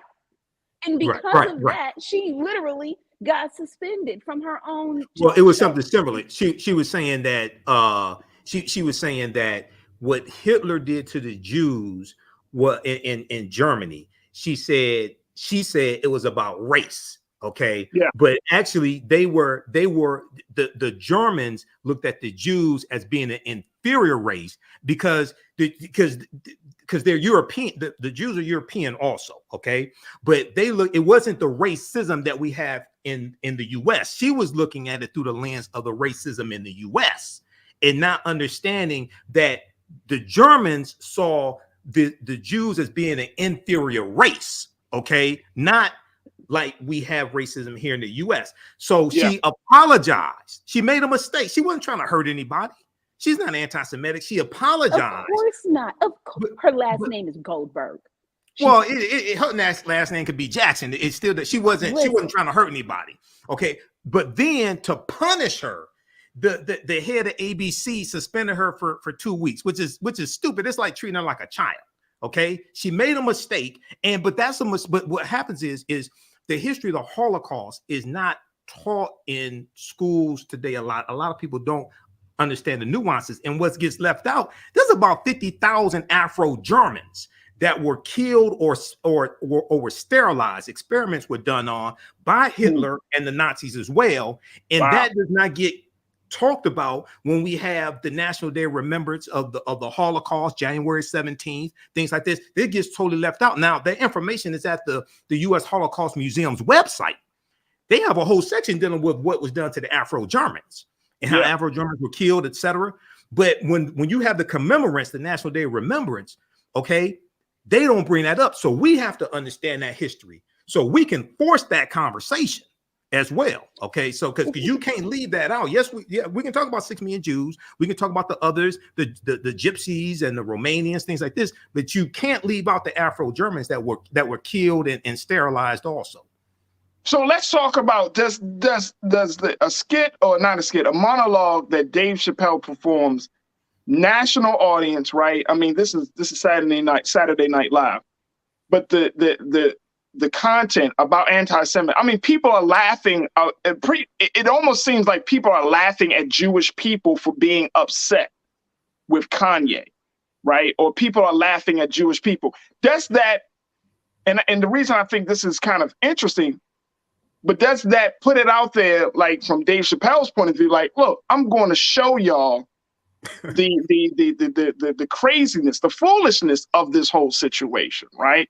Mm-hmm. But does that kind of like water down the Jewish stance on this conversation? I'm gonna start with you with that one, Brother Michael. Well, here's the thing: if you have people who are less than 2% of the population, facts, and 6 million of them were at least 6 million of them were killed by the Nazis, and they flee to the U.S. for refuge and things like this, right? And also at the same time, 2021, you had a huge 2020 and 2021, you had a huge increase in hate crimes as well as hate crimes against Jews. Okay, the Jewish community. Okay, so I can understand people have a heightened sense when it comes to hate speech and things like this. Okay. Kanye West, I don't think Kanye West is anti-Semitic. I don't think Kanye West hates Jews. He needs to take his medication, but I don't think he hates Jews. I wouldn't have made some of the comments that Kanye made because it can make you sound, it can make you sound stupid or something like that. But one of the things he said that did make sense and is factual was he showed the names of the heads of major studios in Hollywood and media, things like this. Okay. Now, it's not anti-Semitic to say that they're Jews. I mean, it's factual. Okay. Now, I don't know. It may have been 25, 30 names. Okay. Now, I don't know in total how many media companies and Hollywood companies there are. Say there are 150. Okay. Right. If you got 40 that are headed by Jews, for you to say that's not anti-Semitic, it's factual. Okay. So a lot of this, man, we have to really separate being anti-Semitic and being against people as opposed to just stating facts. But at the same time, we got to say, well, wait a second, hold on. Now, if you putting out dehumanizing music about African Americans, because we're the only ones you could put out dehumanizing music about. Do you realize you can't make a song about killing dogs, but you can make a song about killing black people? We're the only ones that you can say anything you want to about. You can call us an N-word, dehumanizing names. So we got to go after, and I don't make a big distinction between white people and Jews because they're all Europeans to me. I don't have time to differentiate, okay? Right. They're all Europeans to me, and we're dealing with white supremacy. But if you're going to talk about anti-Semitism, then we got to talk about those in Europeans, period, who put out negative corporate-controlled hip-hop that dehumanize African people as well. We got to deal with all, bro. Hey, and that's the point. Hey, brother Michael, that's the nail on the head, brother. I mean, the head on the nail. That's the point. That at the end of the day, right? Saying that a certain group of people is overseeing certain institutions in Hollywood or in music or arts and entertainment, or even having a conversation. This is all truth. Here's the thing, folks. This is not made up. This is truth. This is truth, and we got to stand on truth, right? And I think that's the point. Let me go to take a quick comment from one of our online culture crew members, Marcus Atkins. Marcus, you said Chappelle basically said that Ye and Irving should have known the consequences of their actions, but at the same time, blacks should not be blamed of what happened in history. Yeah, that's something that Dave Chappelle was saying. He's saying, wait a second now. You can't blame Kyrie. He's talking about Kyrie Irving. He said you can't blame Kyrie for the Holocaust against Jews. And so once again, one of the things that we have to do, that the Jewish community does, is that when people say things that they perceive are negative about the Jewish community, they come out in full force. The ADL comes out in full force. We need to do the same thing. Okay, right. That's a point. That's a point. It may be a lot of us not employed. Hey, look, here's the thing. Here's the other thing. And I'm sure Brother Michael and B, y'all will both appreciate this because y'all understand history. When I was listening to Minister Farrakhan giving his defense of Kanye and Kyrie, he said, Kyrie is a brother who's on a journey, who's trying to find himself. And in that pursuit, he is coming across information about history, right, and understanding where black folks, the relationship that black folks have had with the Jewish people. Now, the history speaks to the fact that during the transatlantic slave trade, Jewish people, this is not anti-Semitism, you can find this in the book, Jewish people were merchants. Jewish people were some of the ones who were able to capitalize off of our chattel slavery. Now, if we go, let's keep it a buck. The Nation of Islam put out a book called The Secret Relationship Between Blacks and Jews. Volume 1, Volume 2, and now Volume 3. All these 3 volumes are actually pieces that Jewish scholars have put together that the nation combined, but these are writings from Jewish scholars about their own people. Look, this ain't anti-Semitism. This is facts. Right. So when we have these conversations, right, you have to look at the truth of a situation first before you just jumping into an emotional space and calling somebody anti-Semitic. Because guess what? Black folks have been called a lot of things except the child of God. Yep. And we got to take those hits. We take those hits from ourselves and we take those hits from other people. And at this point in time, enough got to be enough, man. We can have a conversation. If Jewish scholars, if Jewish historians, if Jewish people were to sit down with a Michael Imhotep, Dr. Carr, and other Black scholars and look at the history, sit down with, Black religious leaders and look at the history. Come on, man. Then the relationship will improve. Though. Go ahead, the issue, Farajii, is that Black academics are literally akin to like the Hutu, Tutsi whole like ethnic cleansing. That's literally what Black academics do. They pit one Negro against the other, and it's like, you're a bad Negro. Oh no, you're a bad Negro. You need to be like this good Negro. And that process in public within our academic exchange is so polarizing. It's so wet. It's so like it literally takes our sacred selves and diminishes ourselves in front of everyone.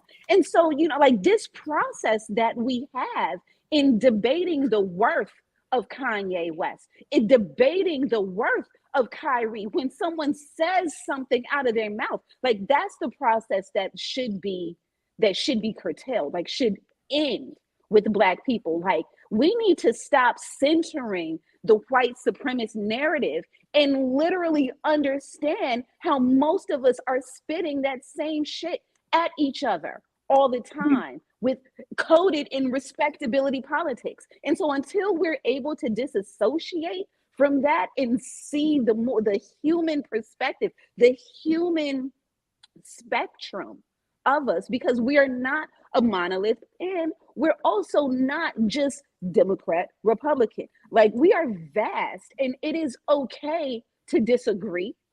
It is okay to not bang with another person. You know what I'm saying? Like it's okay, like to not like your cousin. But what's not okay is for you to literally diminish your cousin and then get upset when someone else does.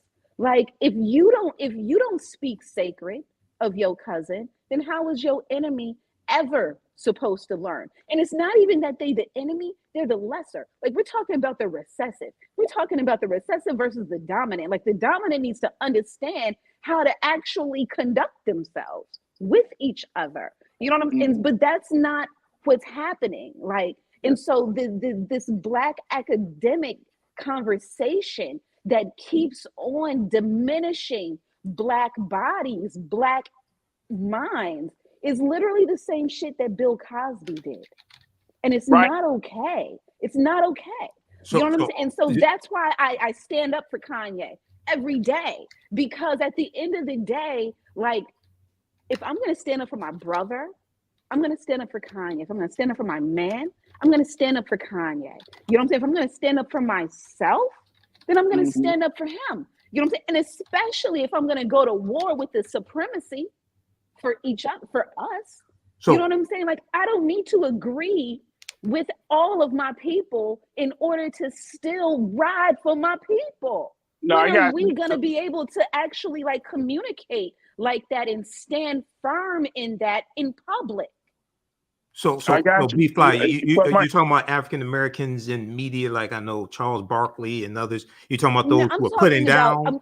I'm talking about the Black academics, Black media, Black watchers, Black social media. You're talking about them putting down Kanye? Talk, the entire conversation. And it's not, and we're using Kanye and Kyrie right now as examples, but every 5 years this happens. You know what I'm saying? Like, this is not the first time at the rodeo. This is not the first time Black people have been divided as a family.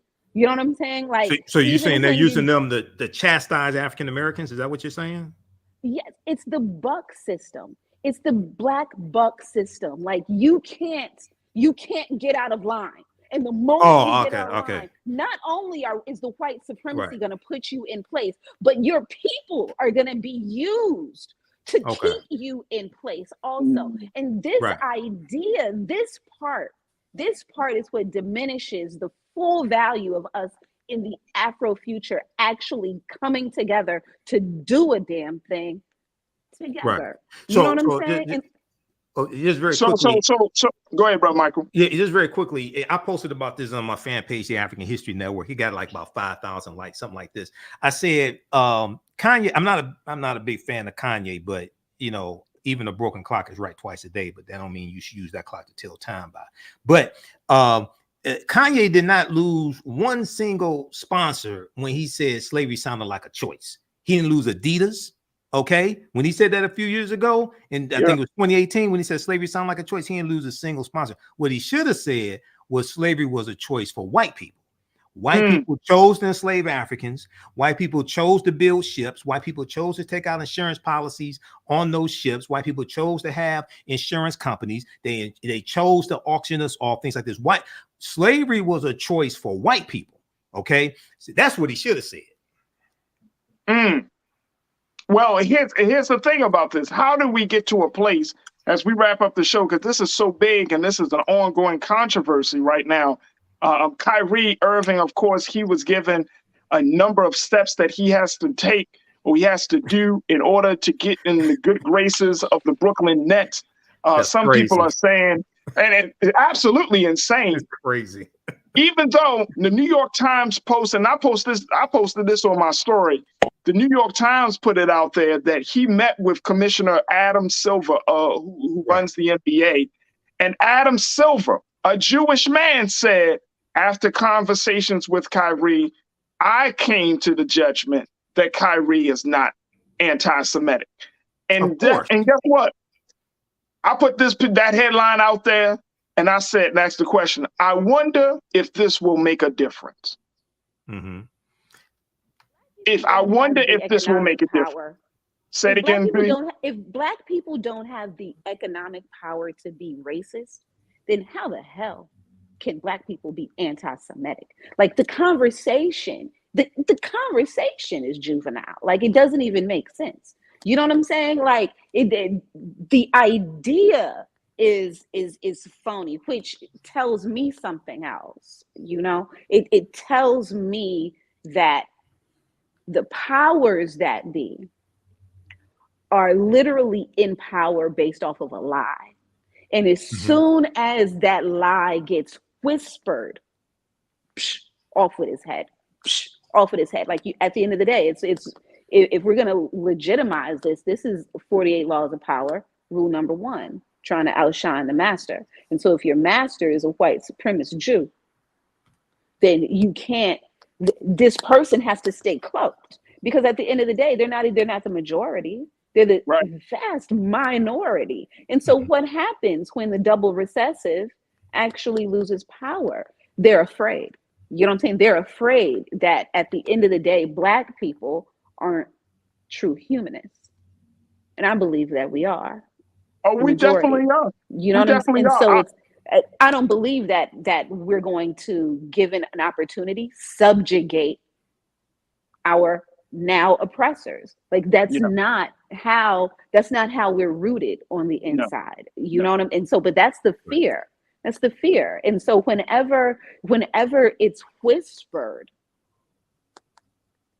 off with the head. And so, but you can only get your head cut off when you're literally still in bed with the enemy. And so that's why the power is on our own platforms, our own .com, our own stratosphere. You know, like, we can actually do it. The moment we divest from SNL and actually allow other people to subscribe to DaveChappelle.com, that's come through. You know what I'm saying? Like, I would do that. And so it's like, but we're not given that opportunity because most of our leaders are literally sucking on the tit of the oppressors still in order to reach their own economic goals.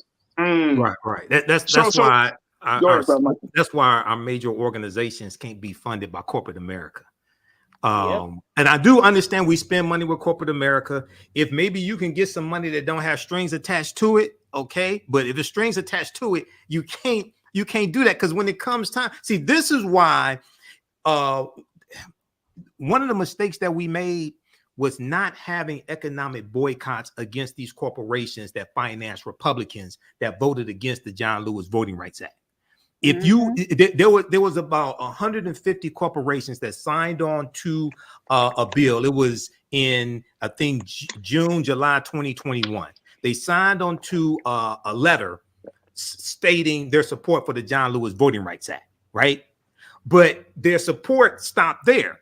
We should have taken the top 3 or 4 corporations and put economic pressure on them to tell the Republicans that you help finance to vote for the bill. Otherwise, you're going to remove economic support from them.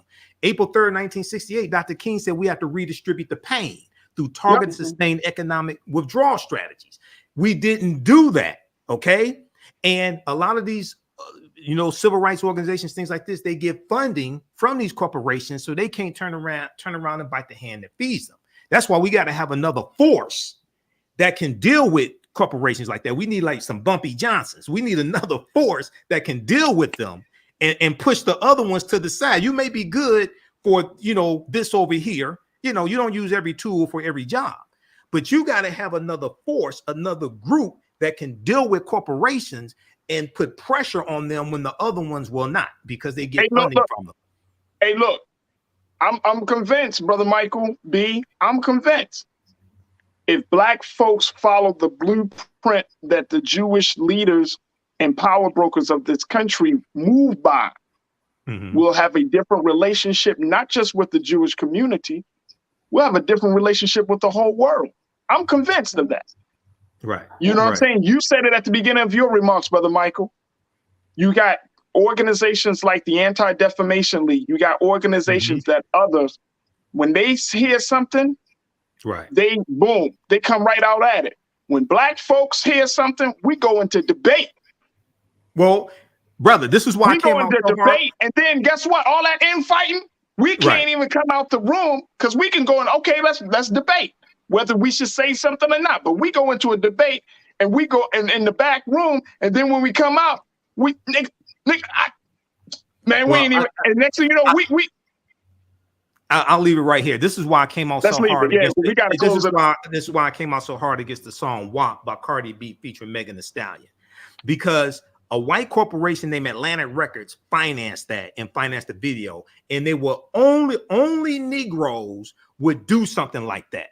They would never have a top white female artist has sexually explicit lyrics like that, and then the bass line repeats the phrase "there's some whores in this house" about 79 times. Okay, no other ethnic group would tolerate something like that except us. And then it wins an American Music Award, and the Grammy becomes Song of the Year. That was a terrible year if your top song was WAP. Okay. And it's not. No, let me leave it right there. Okay, let's just leave it right there. Let's leave it right there. Look, I gotta jump off because we gotta get ready for the next conversation, of course, by Roland Martin. But look, I appreciate each and every one of y'all for joining us. But Brother Michael, and I want to mention my courses also quickly. Sister B, thank you, Brother Michael. You got 30 seconds. Throw it out there so we can close visit my website. Bro. Visit my website, theafricanhistorynetwork.com. I teach online history classes on Tuesdays and Wednesdays, 7 p.m. to 9 p.m. I got a lecture coming up Saturday, November 19th, 2:30 p.m. at Hammond House in Detroit, dealing with the film Black Panther. If you scroll down, Keenan, Scroll down. So we got the information there, and scroll down. You'll see the information from our online courses. These are 10-week online courses. Keep scrolling. We do the sessions live. All the sessions are archived and recorded. Ancient Kemet, the Moors, and the Ma'afa, understanding the transatlantic slave trade on Wednesdays, and from the Civil War to the Civil Rights Movement and Black Power, 1865 to 1968. You can keep scrolling. Register for the classes, and we'll see you in class. And visit our website, theafricanhistorynetwork.com. You can contact me through the website. Just click on Contact the African History Network. All right, thanks, Farajii. Yeah. Hey, brother, I appreciate you, brother Michael Imhotep of the African History Network, B Fly of Blackwater Production House and filmmaker. I thank y'all so much for a dynamic show today, on point. A lot for us to consider as we have these important conversations about the culture. And thank y'all too for being so good for the culture. We appreciate y'all. Thank you. All right, thank you. Absolutely, absolutely. All right, folks, that's going to do it for me. We ran over time today. We ran over, getting it in. But it's all good because guess what? It's the culture. Sometimes it goes like that. So when the spirit moves you in a certain way, you just gotta move with the spirit. So look, big shout out to everybody that tuned in. Oh my gosh, we got so many new watchers today. I thank y'all for tuning in to the culture here on the Black Star Network. Culture crew, thank y'all. Thank you, thank you, thank you. You know who you are. You've been riding with us and having these discussions both on our Facebook and YouTube channels. Thank you so much. Push the information out that about these conversations. Chop it up. Do whatever you need to do. But let's spread the word that Black Star Network is having these important, relevant conversations with balance, with understanding, with scholarship, and of course, keeping Black folks at the forefront of the discussion. I thank you. Thank you to my team, King Keenan, Ariel, Joel. I want to thank them. I want to thank my control room, everybody who's working behind the scenes here at Black Star Network to make today's show possible. Thank you, thank you, thank you. Make sure y'all continue to show support to Black Star Network today. Hit us up at blackstarnetwork.com. Follow us on IG at Black Star Network, Twitter, Black Star Network. Follow me, yours truly, Farajii Muhammad at The Real Farajii on IG, and Farajii on Twitter, and Farajii Muhammad on Facebook. And I thank y'all so much for tuning in. Stay tuned. Up next is Roland Martin Unfiltered. As always, never be afraid to challenge what's wrong. Stand for what's right while being yourself in the process. God willing, we'll talk tomorrow for another exciting edition of The Culture right here on the Black Star Network. Peace.